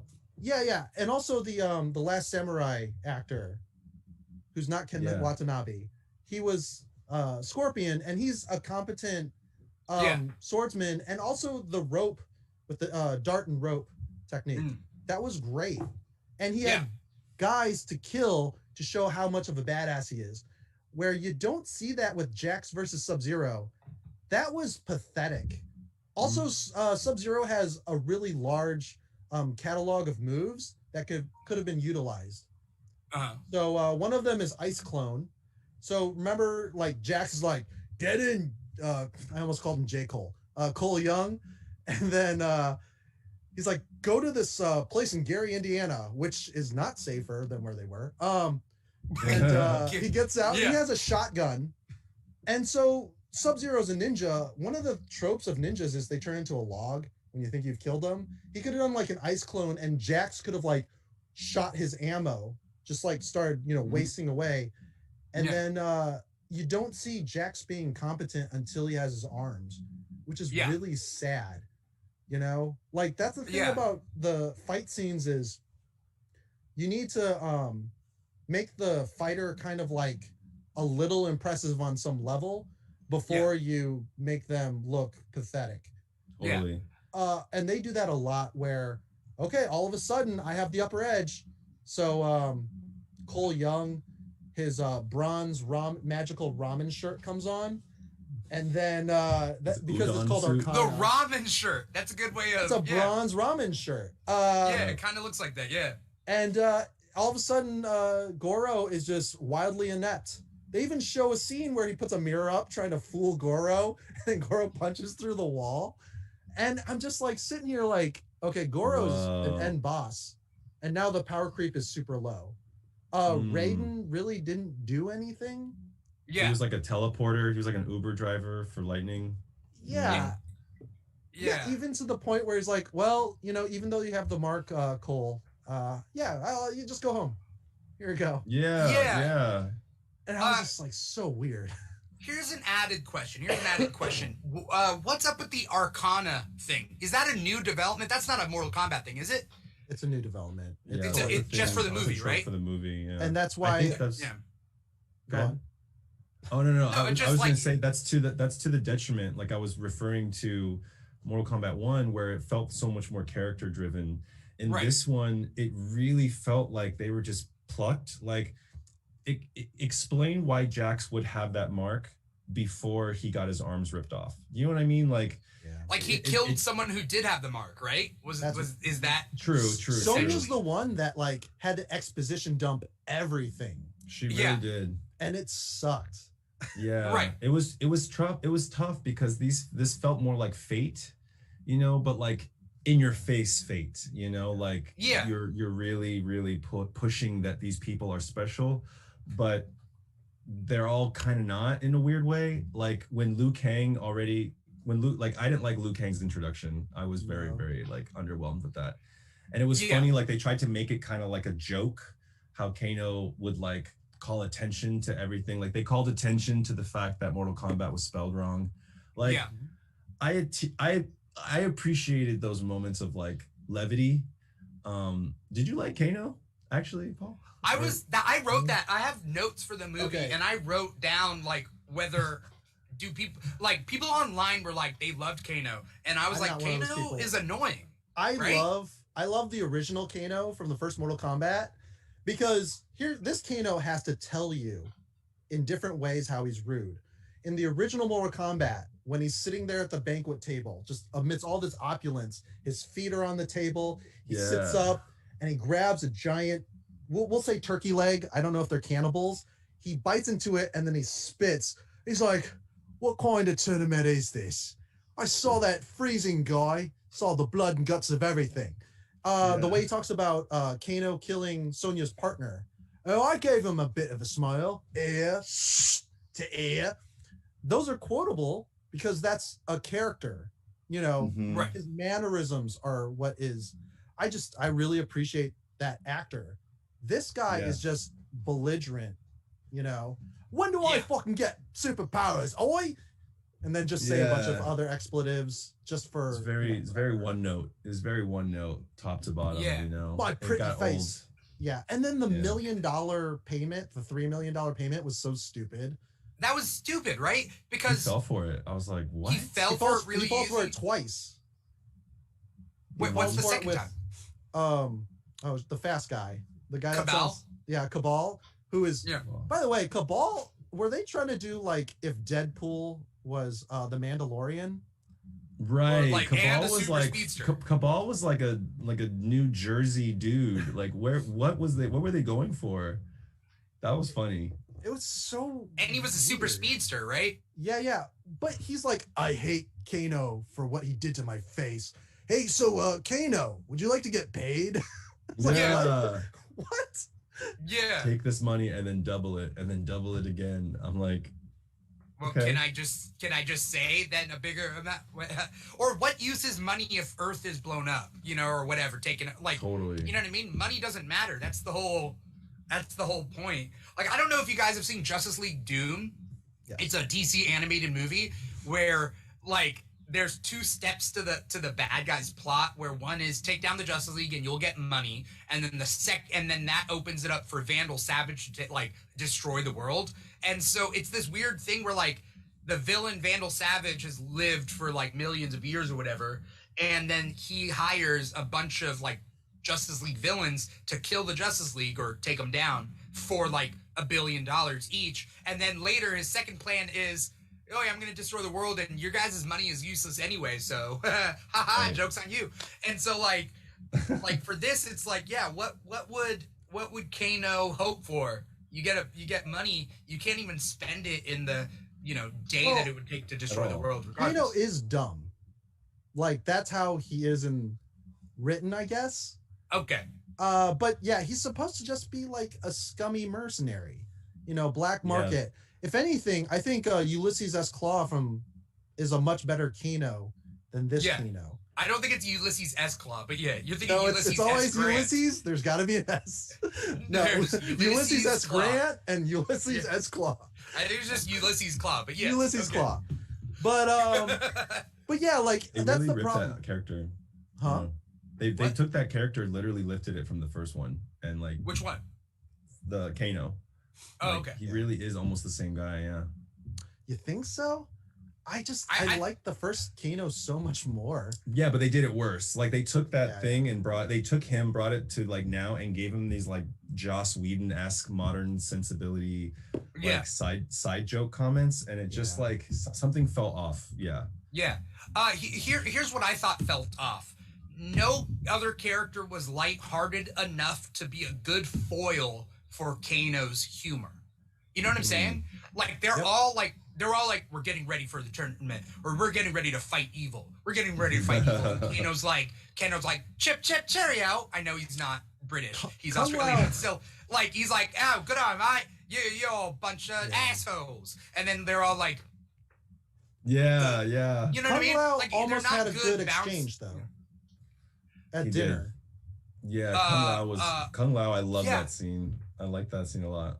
Yeah. When he, like, really pokes at him. You are straight up calls him like, you're a failure. Yeah, and just like, and then Liu Kang's trying to play good cop and just be like, no, he's hating on you, he's roasting you because he loves you and he wants you to succeed. You should be on your knees in front of him. I was like, oh boy. I thought a missed opportunity for me, like from a writing standpoint, and this has to do with Kano, is when he's fighting Sonya and she's beating him up. Don't you think it was kind of a missed opportunity that when she's got him and she's got the knife on his throat and he's like, do it, like take the thing. Yeah. In the first part, right, when they're in the desert. They're in the desert, yeah. Okay, yeah. I was actually like, something in my head was stirring, like, oh, this is cool. He wants her to kill him because he's afraid of being marked. Like secretly, Kano is actually afraid of being chosen. And he doesn't want like as a character arc. I thought that's what they were going with it. Yeah, but they didn't. But they did it. I was like, he had the mark though to begin with, right? No, yeah. He wanted to get rid of it by dying, right?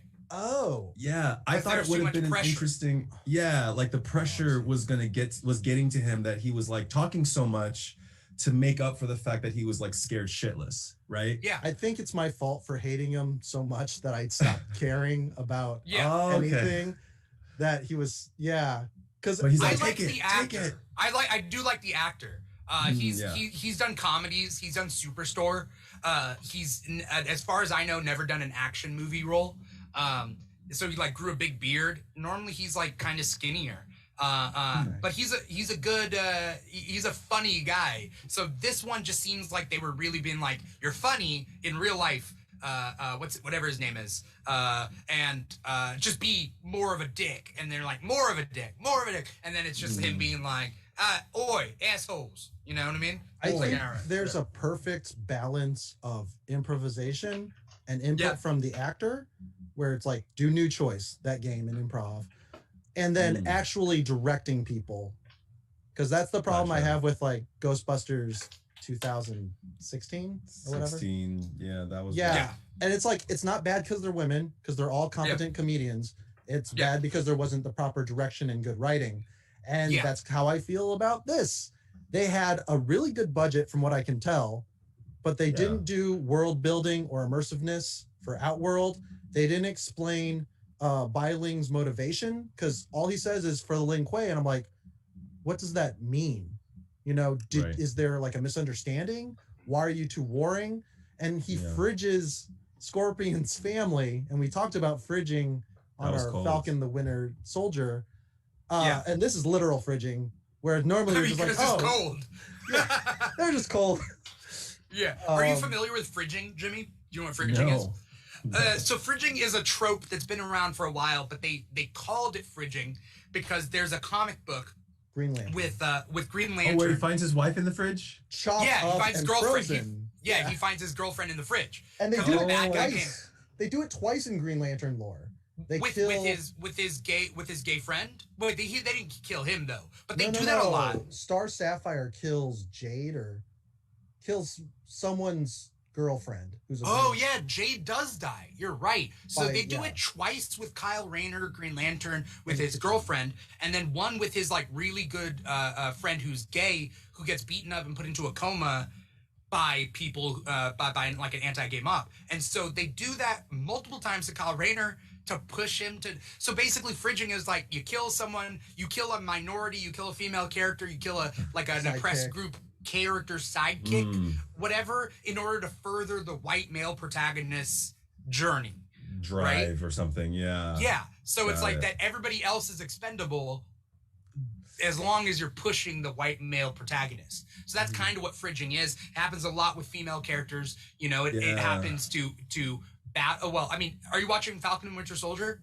Not yet. I'm gonna wait till it's all out, and then I'm gonna watch it. Okay, well, it's all out now, so you gotta watch it. Oh, okay, cool. We had an after show, so like it would drop at midnight, and then we'd talk about it at 1 a.m. We had like a 1 a.m. show, and so 1 a.m. Pacific time. So the point being is that like you know, there is a example of fridging there that I'm not going to spoil, but basically, like it's you kill that character to you kill these side characters to move the main character forward. So it was inconsistent in the movie, and it was inconsistent because he does it to Cole's family later, and they survive it. It's supposed to be an echo or like foreshadowing. Because he is the bloodline. Oh, there was like a echo foreshadow or like a thing, with Scorpion in the past versus like they do that, right? Because Scorpion throws the thing to the side and then he slashes his face in the beginning scene, but then he does it again and then Sub-Zero catches it, right? So there is a back and forth. You're right, Paul. Yeah. This script has a lot of. Wouldn't it be cool if we worked this in the movie, and not a lot of. Let's start with like a plot that's compelling. Let's use a proper vehicle, because when I go to the cave where they train, where Liu Kang and Kung Lao bring them, Raiden's thing. Yeah, it's just like there's just a lot of random weird shit in this cave, and they're just hanging out, and it doesn't. Yeah. And the Badlands are really empty when Shang Tsung is sitting on the throne, and then he brings the other three. He brings Cabal, Raiko, his General Raiko, and is Raiko a real character? He looks stupid. He is stupid. He's actually looks worse in the video game. Mortal Kombat 4. He's just got a big hammer. He's basically like Shao Kahn, but like Diet Shao Kahn, mini boss. Okay, he looks stupid. Whatever that design was on his face, he looked dumb. Well, and that's the thing about Mortal Kombat is when it comes to representation, there is is it Aztec, the sun god? Mayan. Maybe Aztec or Mayan. Yeah. Like, I've never seen that in a video game that isn't cute and like a platformer. Like, he's got like a lot of the deadliest warrior weapons, like a big stone saw. Who are we talking about? Do you know his name? Is there a name? It's Kotal Khan. Yeah, Kotal Khan. Something like that. Yeah. Yeah. He's like a I don't know if he's Mayan or something, but yeah. Yeah. Kung Lao's nephew is gay, and it's Kung Jin, and he's represented as like the new generation with Jax's daughter, Sonya Blade, and Johnny Cage's daughter. And like it's cool. They're reaching from like all directions and being like super inclusive in the franchise.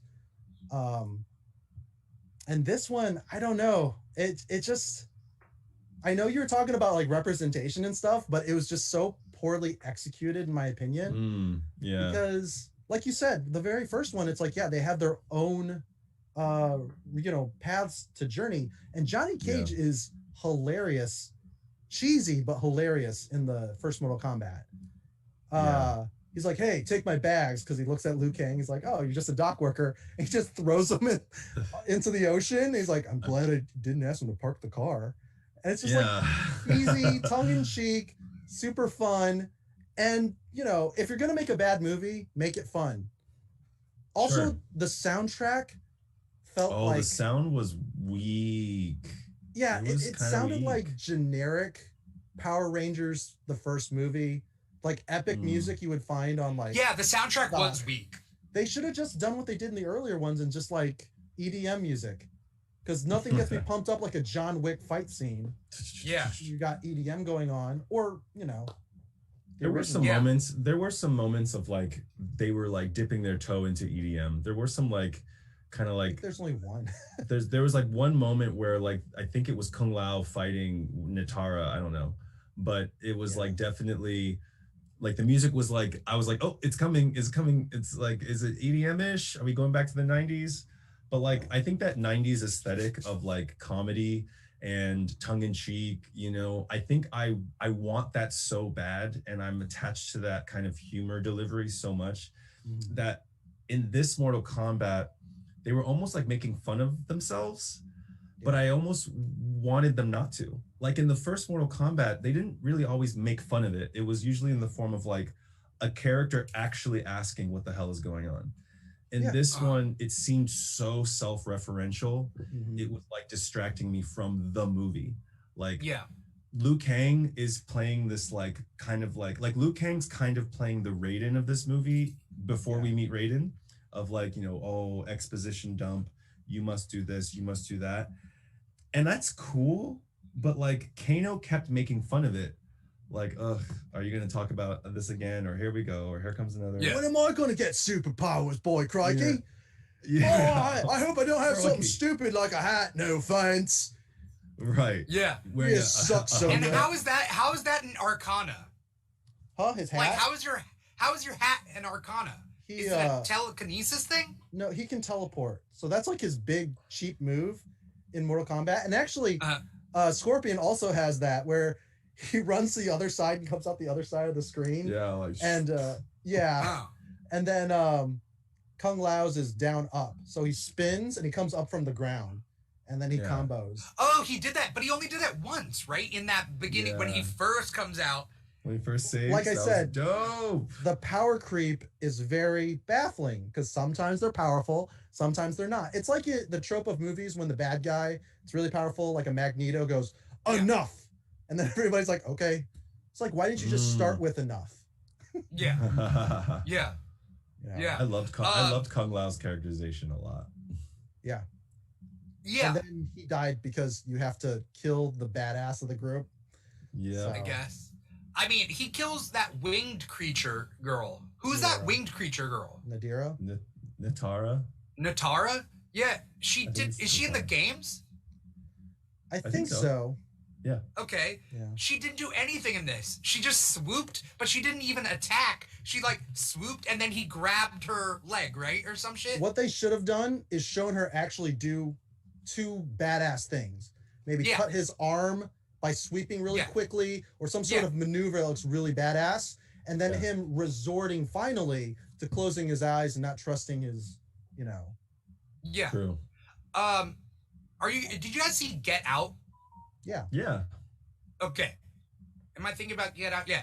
Okay. In Get Out, there's a scene where in the end where that brother is fighting Daniel Kaluuya's character, and he tries to open the door, he kicks it closed, right? Yeah. He tries to open the door, he kicks it closed, and then Daniel Kaluuya's character fakes him out. He goes to kick it, and then he stabs him in the leg, right? There's that like being overpowered, but in a pattern, right? And you catch the pattern, and then you use that person's pattern against them, which is kind of fighting games in general, right? When someone's spamming something, you get used to it, and then you can like fight back and counter, right? Well, it's compelling. They should have done that. Yeah, right? yeah. Like Mega Man. Oh, sorry. Well, you show how like even powerful characters sometimes get caught in a pattern. So you have Natara swoop, you have her swoop again, and then he knows, and which is kind of what Sub-Zero did with Scorpion's thing. Like he knew, he went back and then he caught it, right? Remembered the last time. Same with Star Wars, where Obi-Wan Kenobi in the final duel with Darth Maul goes in for the nose stun, and then Obi-Wan's like, nope, that's how you got my master. and then he just freaking kills him. Yeah. You know? Because it opens him up when he does that, right? So, yeah. And that's something I only learned about Phantom Menace years later. Yeah, TikTok. There was that move. I think it was TikTok or Reddit or something that went over it. And I was like, oh shit, I didn't catch that. How it's been 20 years. Like, how have I not known? Yeah, that was like a thing. Fight choreography. Jackie Chan's excellent at using the setting innovatively and creatively. So what'll happen is he'll be overpowered by too many people. So he notices there's a bunch of pinball machines. He's like, okay, I'll slide under the pinball machine and the guy will try to attack me. Yeah. They don't utilize the setting unless it's very contrived. So I really feel bad for Jax. He did not get the, proper, I don't know, respect the character deserves. But I like the actor, by the way. Makad Brooks, I like him. But he got nerfed, right? Like it was just really pathetic. And I know that they're like, yeah, we're going for pathetic. So when he gets his, Arcana, and I guess it's like he's Cyborg from Justice League. Essentially, like right? I was just like, stop doing the thing that other people are doing. But he's on the thing. Sonya's fighting Kano. She gets thrown on the cliff of the cave. And then Kano cuts this statue that the viewer had no idea was even there. Was established. And it was like, all right, we're going to, crush him or something. And I'm like, that's the problem with this. You showed us them eating in the kitchen. Have them fight in the kitchen. There's the part where Liu Kang is fighting Cabal, and then he brings him to the rock garden, and then Cabal sinks in the rock garden, taking away his speed. I'm like, when was this established? Yeah. Oh, yeah. Yeah. Is that how Cabal dies? How does Cabal die? Yeah. He gets stuck in this, like, quick rocks, because it's a rock garden, because monks. Yeah. Again, there's no extras or monks to create setting or to set the rules for the audience to digest. And we talk about every frame's a painting. And he talks about, like, how do you film a fight scene so the audience gets it? Not shaky cam, because nobody knows what's going on, and then the guy just wins. It's Jackie Chan did say that. Yeah, show the impact of the punch so that the audience knows. Show them throwing the punch, then the impact of the punch. Show, the rules. You I have to set patterns for the audience to be able. You set patterns for the audience, and then in story, you have patterns for the characters to then think their way through. You're right. I feel like something I just want to add on is like, I feel like we judge these movies by their budget, right? People are like, well, it's a big budget movie. It must be really good, right? But I think it's more about time that it took to produce. Because I feel like this movie struggles from maybe they had a budget. What's that? When did production start? 2018 or 2016? I don't know, but like I'm just saying that like a movie like this needs to take more time, especially a martial arts movie needs to take more time. It looks like it was filmed in a month. Like that's what this movie looks like. The thing is, the CG, rushed. I feel like it still takes a long time for every second Goro's on or every second someone's flying. So while that's happening, I don't know how far ahead that was ordered while they simultaneously, because the locations don't seem like they needed to be paid for or rent. When you film on location, you have to like set up stuff. Right. Yeah. It was on a sound stage somewhere, right? Because each set, each set definitely felt contained. Absolutely. Yeah. And then also we get what? Because we get Cole's place, we get Sonya's place, we get that temple area, and then we kind of a bridge, like Jackson, that bridge, guy on a bridge. Yeah. And that was it, right? I mean, roughly. That was a really bad fight scene. Oh, the MMA, the MMA. And the then UFC octagon place. Yeah. The boxing ring or whatever. But yeah, they covered it with. So you know how you make that fake icicle look is use like this weird like plastic, and they just cover everything with that. And in my brain, because I know how it's made, I'm like, oh look, the actors are sweating in supposedly a sub-zero area. Oh, because it's super hot there because of the plastic heat. The set is just covered in plastic. It like insulates it and just makes it hotter and hotter. Yeah. And the other thing too is I think fighting or like stunts are different now because of liability. I think maybe too many stuntmen were hurt in the past, and maybe there's a new union. Again, this is me just conjecture because I remember like watching low budget films have excellent stunts, but I'm pretty sure the outtakes would show you that they were really injured, really They bad. were sometimes, yeah, big time. Totally. There's an iCarly stunt where a guy is just dropped. He just falls out, and there's no strings, no wire work. He jumps like 3 stories, so like 20 feet, 22 feet, and just lands on his stomach and legs. And it's like a break fall stunt.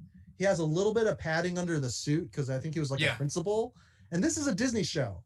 And I'm just like... Nickelodeon, but yeah. Oh, Nickelodeon, sorry. Yeah. And they were talking about that stunt. It was on Corridor Crew. And I was just like, that's crazy. Jimmy, are you familiar with Corridor Crew? No. Dude, I feel like you would love it, man. Corridor Crew, they talk about effects, and then they talk about action, like stunts and stuff. And they sometimes do the stunts themselves. And like they'll do different things. I mean, I can't say this enough. Corridor Crew on YouTube, and then Every Frame a Painting on YouTube. I love Every Frame a Painting. Okay, sure. so yeah. Have you seen the Jackie Chan one? Of Every Frame? Yeah. No. That's so good. It is like that's my favorite. Is the Jackie Chan one. Yeah. He even does a good one on Michael Bay. Weirdly enough, like it's an actual good one because it talks about how Michael Bay is good at setting up shots, but he has every scene weighted the same. Like getting out of a car for Michael Bay is just as important as like fighting a robot. Like, but you shouldn't. You need to like ebb and flow with like the way. I heard that was true with Justice League, the Zack Snyder cut. I heard like Zack Snyder falls. Batman shaving like. Yeah, we don't need that. We don't need that. With this Mortal Kombat movie though, I feel like it either went through a lot of rewrites, or it just they were like, let's film this in a month, and they have a lot. Like it's not about the budget. It's like sometimes a budget, if it's not over a certain amount of time, is almost too much. So you pay for everything, which is great. You get what you want, and then you do a month of filming and not enough prep, especially for a martial arts movie. You know what I mean? That's what I feel like. I don't know. I don't like the casting I would have for to look Sonya. up. I thought she was kind of bland, right? Yeah, she's really flat, and like they even treat her like that in the writing. It's like, well, you're not one of us because you don't got one of these. It kind of sucked because she was also the only female character on The Good Guys, right? Yeah. And they kept being like, get out of here. There's Cole's wife. She hits Goro with an axe. And his daughter, who is her ring coach. Yeah.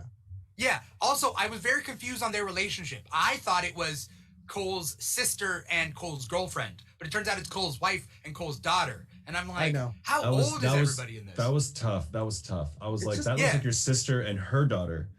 Not. Oh, okay. Yeah. And then they kissed. Oh, you thought they were brother and sister. I read that online that some people thought that too. Like I said, this is really bad at establishing what's in the scene. Like, who are these people? Yeah. You know? I mean, that's a writing It makes problem, it makes you wonder what was the purpose of a lot of the stuff. I mean, I gave it a thumbs up and I stand by that. But it definitely makes you wonder, like, the choices that they make in these movies really do seem like they were for no reason. Like, did they give Cole a wife and a daughter just to mirror like Hanzo's wife and son that gets murdered at the beginning? Yeah, like, it has to. And if so, that's not enough. Like, it's not enough to like they don't do anything. They don't contribute. It just seemed like mirroring for mirroring's sake, just to have a parallel. And then the Deus Ex Machina of Scorpion coming back at the end was like, so you summoned him with the kunai, like.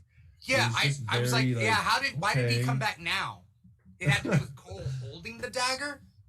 Yeah. Like where did he get the dagger? Like, was it the blood? Was the blood like summoning Scorpion? Yeah. It's just weird because they kept borrowing things from like comics. So X-Men, or not X-Men, when a metahuman in comics, it's like, well, they have to get really stressed out. So like Deadpool, that's how his is awakened.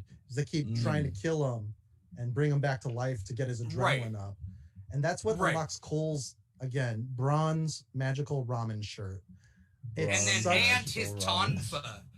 Tonfa and Tonfa? Bladed Tonfa. Were they two separate things? Yeah, one is for Were they both defense. different? Yeah. Yeah. Okay. Oh, Because I know the It tonfa. seemed like he got hit a bunch and then took that energy and made the tonfa.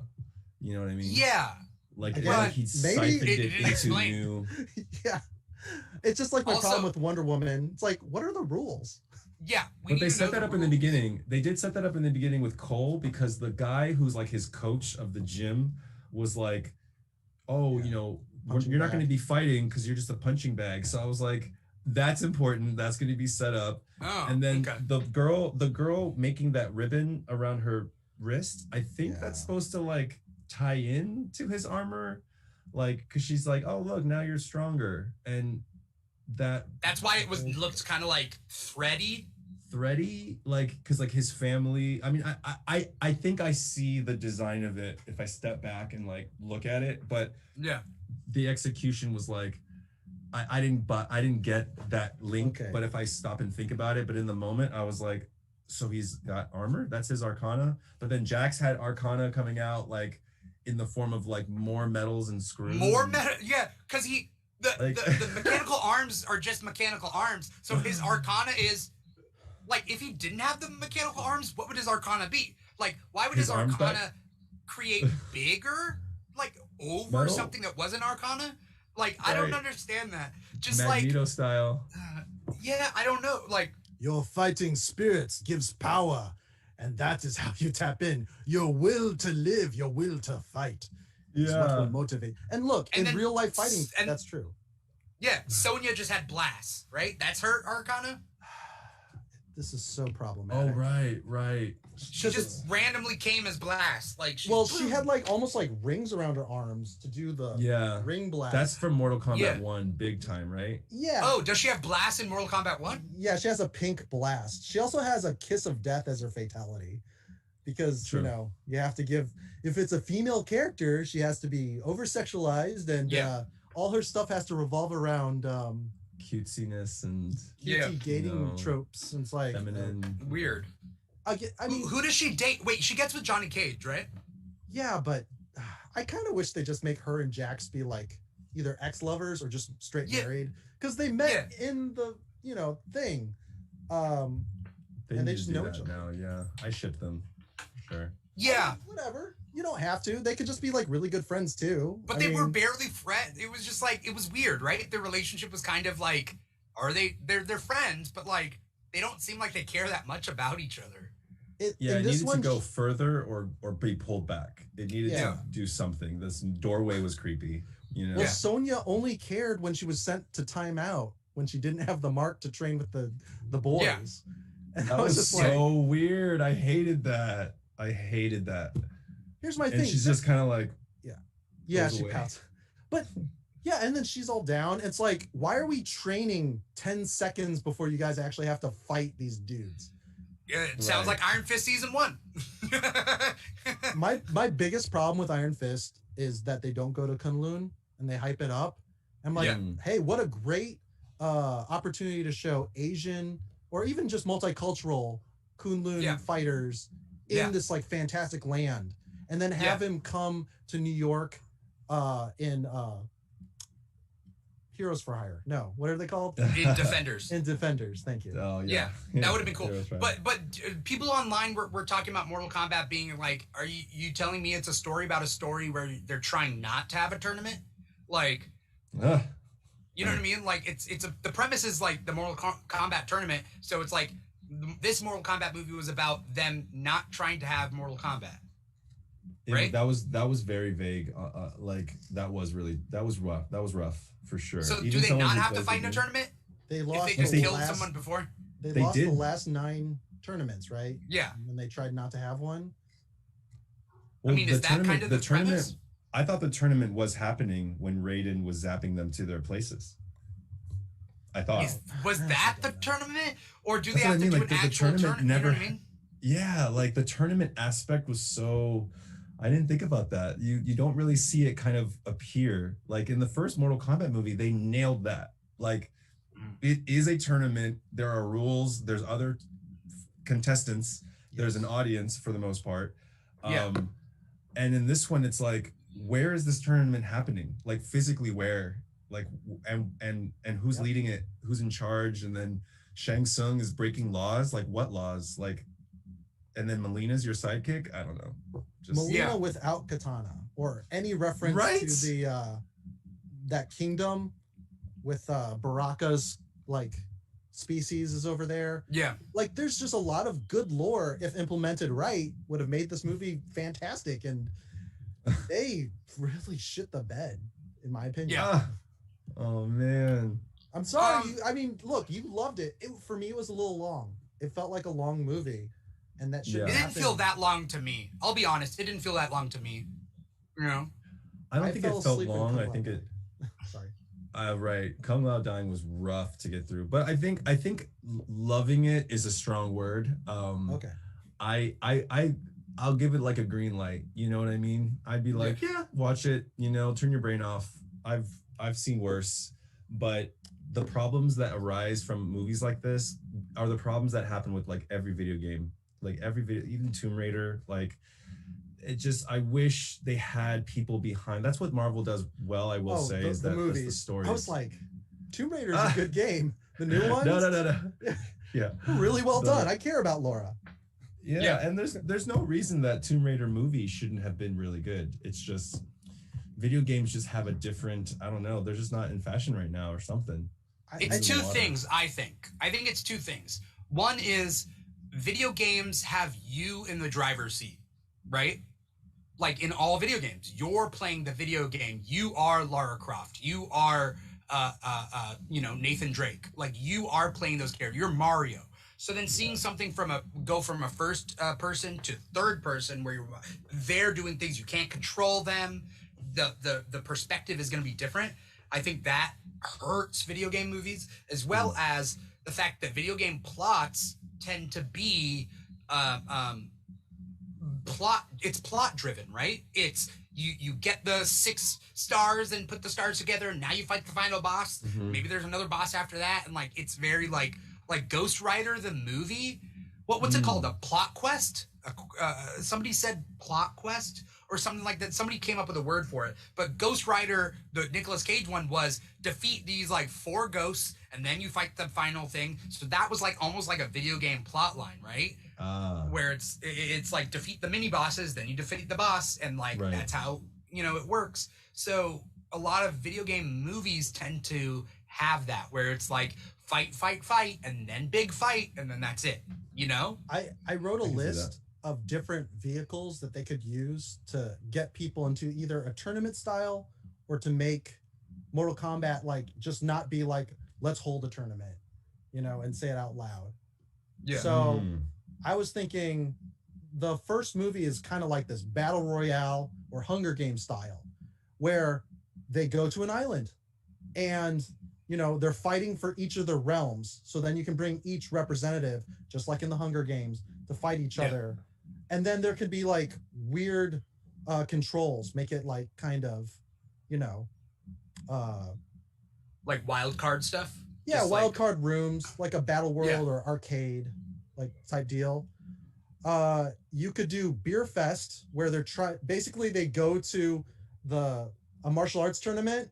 But it turns out that they're not at the good martial arts tournament. They went to the wrong one.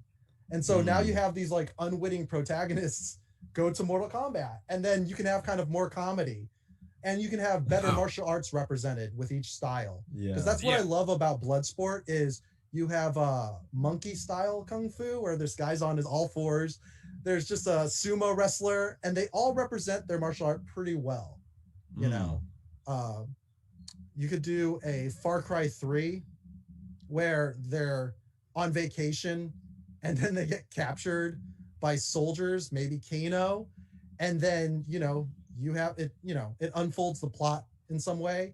Again, it's more like getting them on an island and getting them off. Right. It's funny because the way you're describing it sounds like it could almost be like a mini series.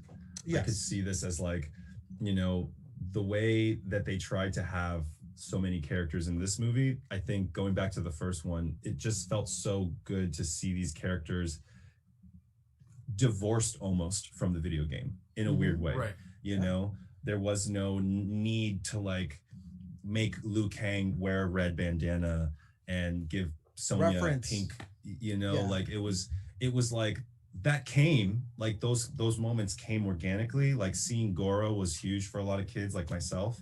Yeah. Or Scorpion and Sub-Zero, but like just let it be Scorpion and Sub-Zero. You don't have to make it like he's going into hell and he's doing this. Like sometimes you can just let it exist without over explaining. And I think like to Paul's point, like I think or I actually have a question. Would you have preferred there to be a main character? Like who would be the main character? Like there's Cole obviously, but would you have preferred it kind of like the original, or this goes for both of you?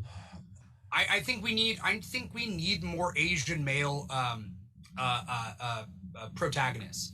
Okay. Not at the expense of other minority group protagonists, but at the expense of white male protagonists. Like everybody thinks that like all the like minority protagonists are all kind of fighting each other for that 10% of male protagonist roles, but I think that no, we gotta mix up this percentage a little bit. So Cole Young, Louis Tan is good. That's fine.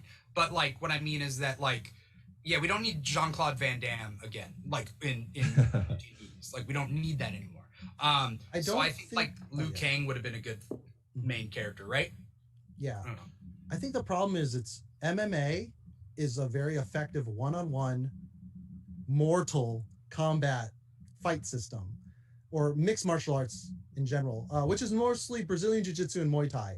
Now, in the Mortal Kombat universe, I don't think it's very good. So we're lucky that Goro could do a leg takedown, or he could dislocate Goro's lower right arm. But if you got top mount in Brazilian Jiu-Jitsu with a guy with 4 arms who can lift a train, I meant to say tractor, but like, that's just, it's out the window. That's where like things like wushu and martial arts, and these people have kind of powers and stuff where you can use different martial arts available. But the problem is like MMA to watch, MMA to properly choreograph and film is not the same as filming like Creed, where you understand boxing. And if you do understand boxing, you watch that movie, you can see like he drops his shoulders and that's what leaves him vulnerable, you know? And then that rewards educated fight, nerds. Yeah. So, yeah. I think people, if you're going to do a martial arts movie, you need to know martial arts. You have to, as a creator, as a director or a cinematographer, like you have to know, or an editor even too, like, you got to know the martial arts. You got to know I got to know how to film it too. Yeah, like in the first Mortal Kombat, they did low angles because he was like thrown to the ground. There's one scene where I think it's Sub-Zero. He just kicks the camera and Liu Kang is like blocking. And again, it's not the best martial arts movie ever, but it was so fun and inventive in that way. And then the music, it's just techno, low light. Yeah. This one, there are just these stings where it's like. A couple things before we close up this episode. I do have a question for you too. Matt Morey, I want to, because Matt is an awesome guy, so I just want to, he says, don't forget that death isn't permanent in Mortal Kombat.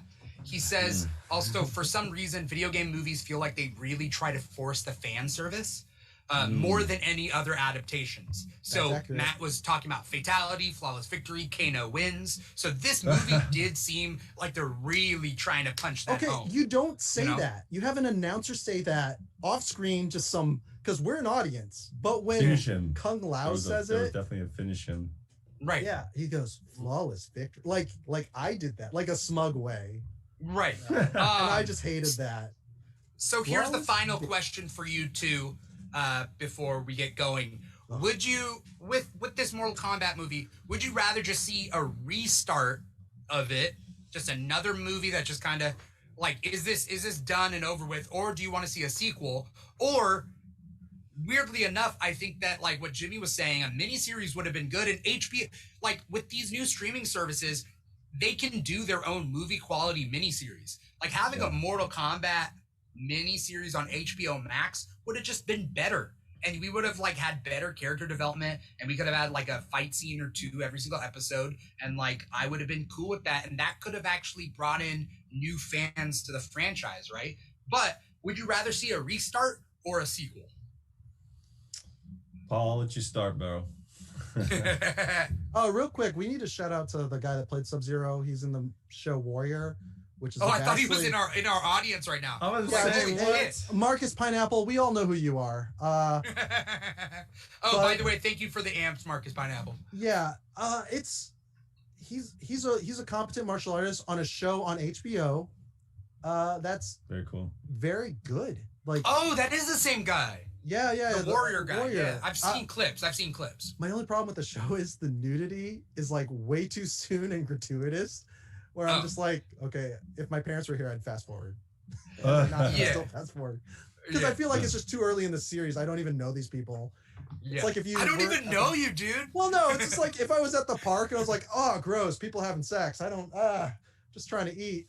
At the park. Take my lunch break. Does this happen a lot? That's okay. All right, continue. Would I want a restart or would I want them to continue? Yeah. I think it depends on how it's received by the public. If the public likes the bad first one, there's always potential for a good second one. And I hope there's a course correction. Is there? Or is there more likely to do a bad second one? Like a worse second one? I mean, look, the stakes are low when the first one sucks, right? Yeah, but if they think the first one's sucking to good things, then they're going to repeat those same mistakes, right? Do you think? By the way, we've had north of 100 people for the past hour.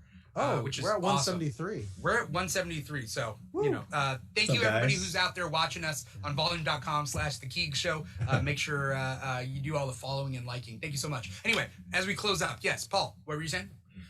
I don't think a restart's good because then we'd be stuck in production and issues where it's like, is now the right time? Is not now the right time? Does it have to correlate with or coincide with the release of a new video game?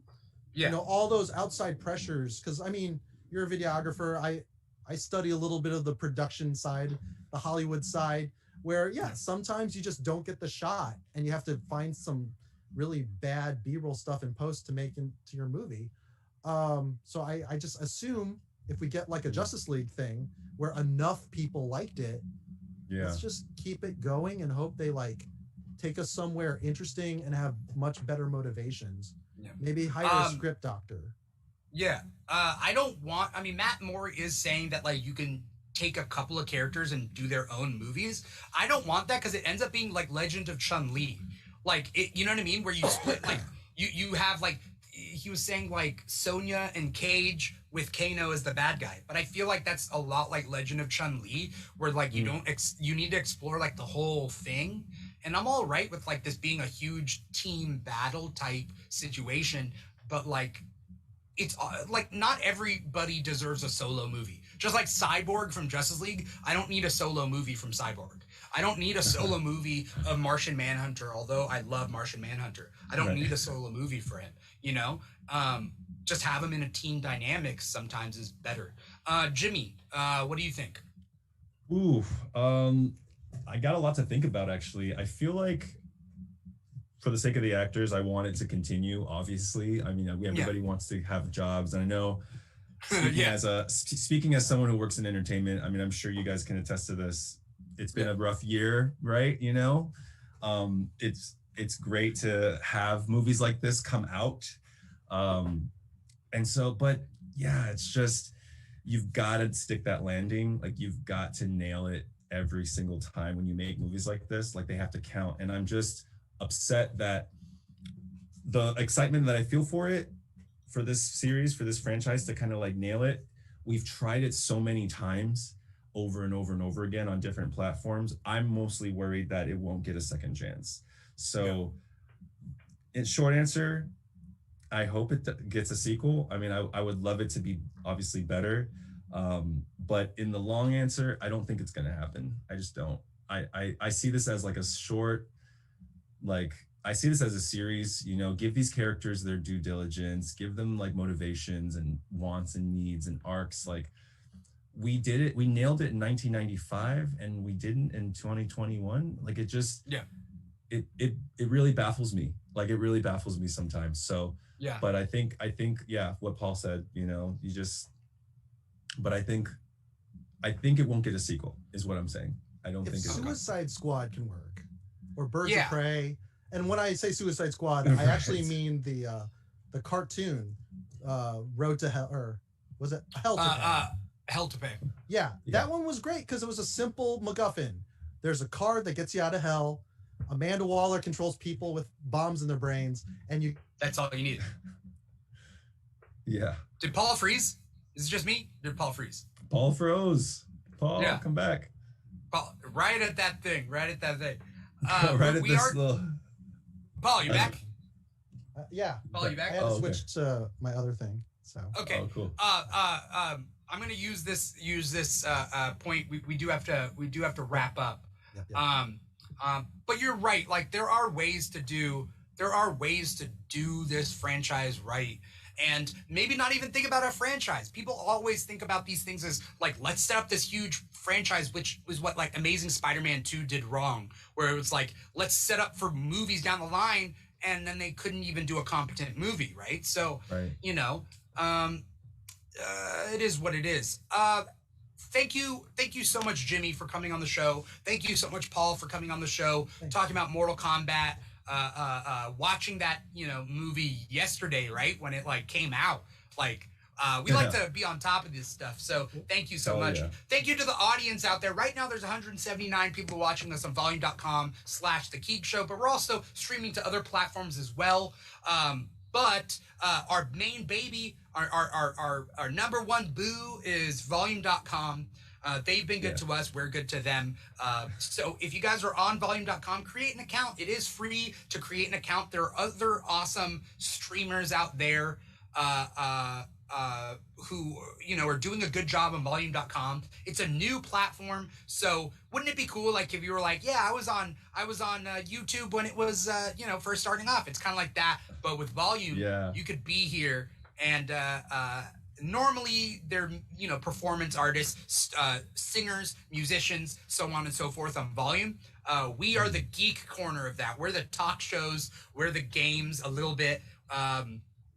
We're the drinking shows, that sort of thing. We're all about the personality here on the Keeg and the discussions. But thank you, everybody out there who's been watching. We're on other social media platforms. So at the Keeg Show on TikTok, at the Keeg Show on Instagram, you know, so on and so forth. You can see that in the bottom right-hand corner. Before we get going, Paul, tell us where we can find you, all that good stuff, and then Jimmy will tell us after that point. Paul. Oh, I'm on Twitch, playing a bunch of games on Twitch as Mr. Plow. And you won't see me on the Keeg stuff probably until Loki comes out for our debut. Oh, because we have the after shows, yeah. And Marvel is taking a break from their shows, so yeah. Paul has been my co-host for the WandaVision after show and for the Falcon and Winter Soldier after show, and will probably renew his contract for the Loki after show. I mean, there could be auditions. Yeah. We have 189 applicants. I mean, there are 190 people watching us right now, so you know. Stay tuned for more developments. We do live stream shows multiple times a week, different shows for different things, which you'll see in our outro. We list all the different shows that we do. But Jimmy, let us know what's your social media, if you want to say your social media out loud for the podcast version of this episode, and then tell us what you're up to, what you got coming up, where we can find you, so on and so forth. Dude, I would love to. First of all, real quick shout out to Mr. Plow. I just got your name. I just read it. Mr. Plow. Oh, yeah. Clever dude. But yeah, you guys can, Mr. Plow. But, you know, generally speaking, you know, if you want to come watch me dance and act like a goofball, video game references, TikTok trends, it's just Jimmy V Page.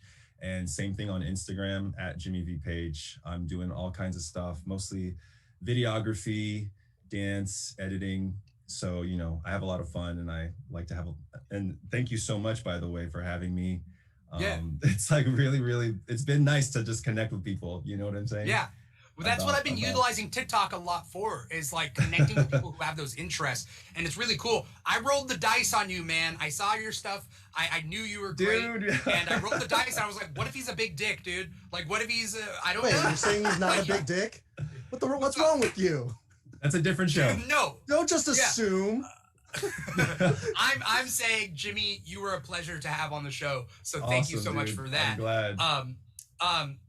Sorry, did I cut you off on your plugs? Did I? No. Did you get to plug all you wanted to plug? I plugged everything I needed. All right. Yeah, you can see everybody's display. If Dirty Thanks, Paul. I'm in the sewer. You're not alone. Yes, Mind meld. If not everybody a gutter. comes back, this is what you want. This is what you get every time. I can't believe that's all we're thinking about. All right. Everybody who's watching us, you can see our display on our displays where you can find us on social media, whether it's us individually or the Keeg all over the place. But yeah, make sure you go follow Jimmy on all his stuff at Jimmy V page on Instagram and TikTok. Show him some love because I like to do that. You know. But you got good stuff out there, man. You got good stuff. So I like to see it. You know, enter with care and enter at your own risk. You might say you were chosen by Lord mark? Dimitri. Where's my mark? Last night, everybody was calling everybody daddy. Oh yeah, it was like in Daddy the Pokemon Dimitri. drinking game. We ended up all calling each other daddy because of like one of the rules in the game became that or something. It was weird. It was weird. Who doesn't like being called daddy? It was supposed to be a 2-hour-long game, and then we just all agreed, let's finish the game. It became 4 hours. It was a 4-hour stream of drinking and playing this Pokemon game. Well, I will say crazy. that you have a new fan in me, Dimitri and Paul, for sure. Like, thanks. I too wanted to just like kind of step out of my comfort zone. My heart was pounding out of my chest before I did this. I was telling you, but you guys made me feel super welcome. You have a new fan in me for life, for sure. Thanks. I appreciate that. I appreciate that. And your shit's good too, man. So like, I followed you on all that stuff. So I'm looking forward to the new stuff that you create. You know, and I would gladly have you back on more episodes of this show. We got other shows that we do, so I will find a good fit for you, and I would love to have you back. You know. All right. Thank you, everybody. All right. Yeah. Everybody out there, peace out. Follow us on social media. Do all that stuff. Either way. Once again, this was, I was your host, Dimitri Pereira, and this has been another episode of the Keeg Live. Take care, y'all.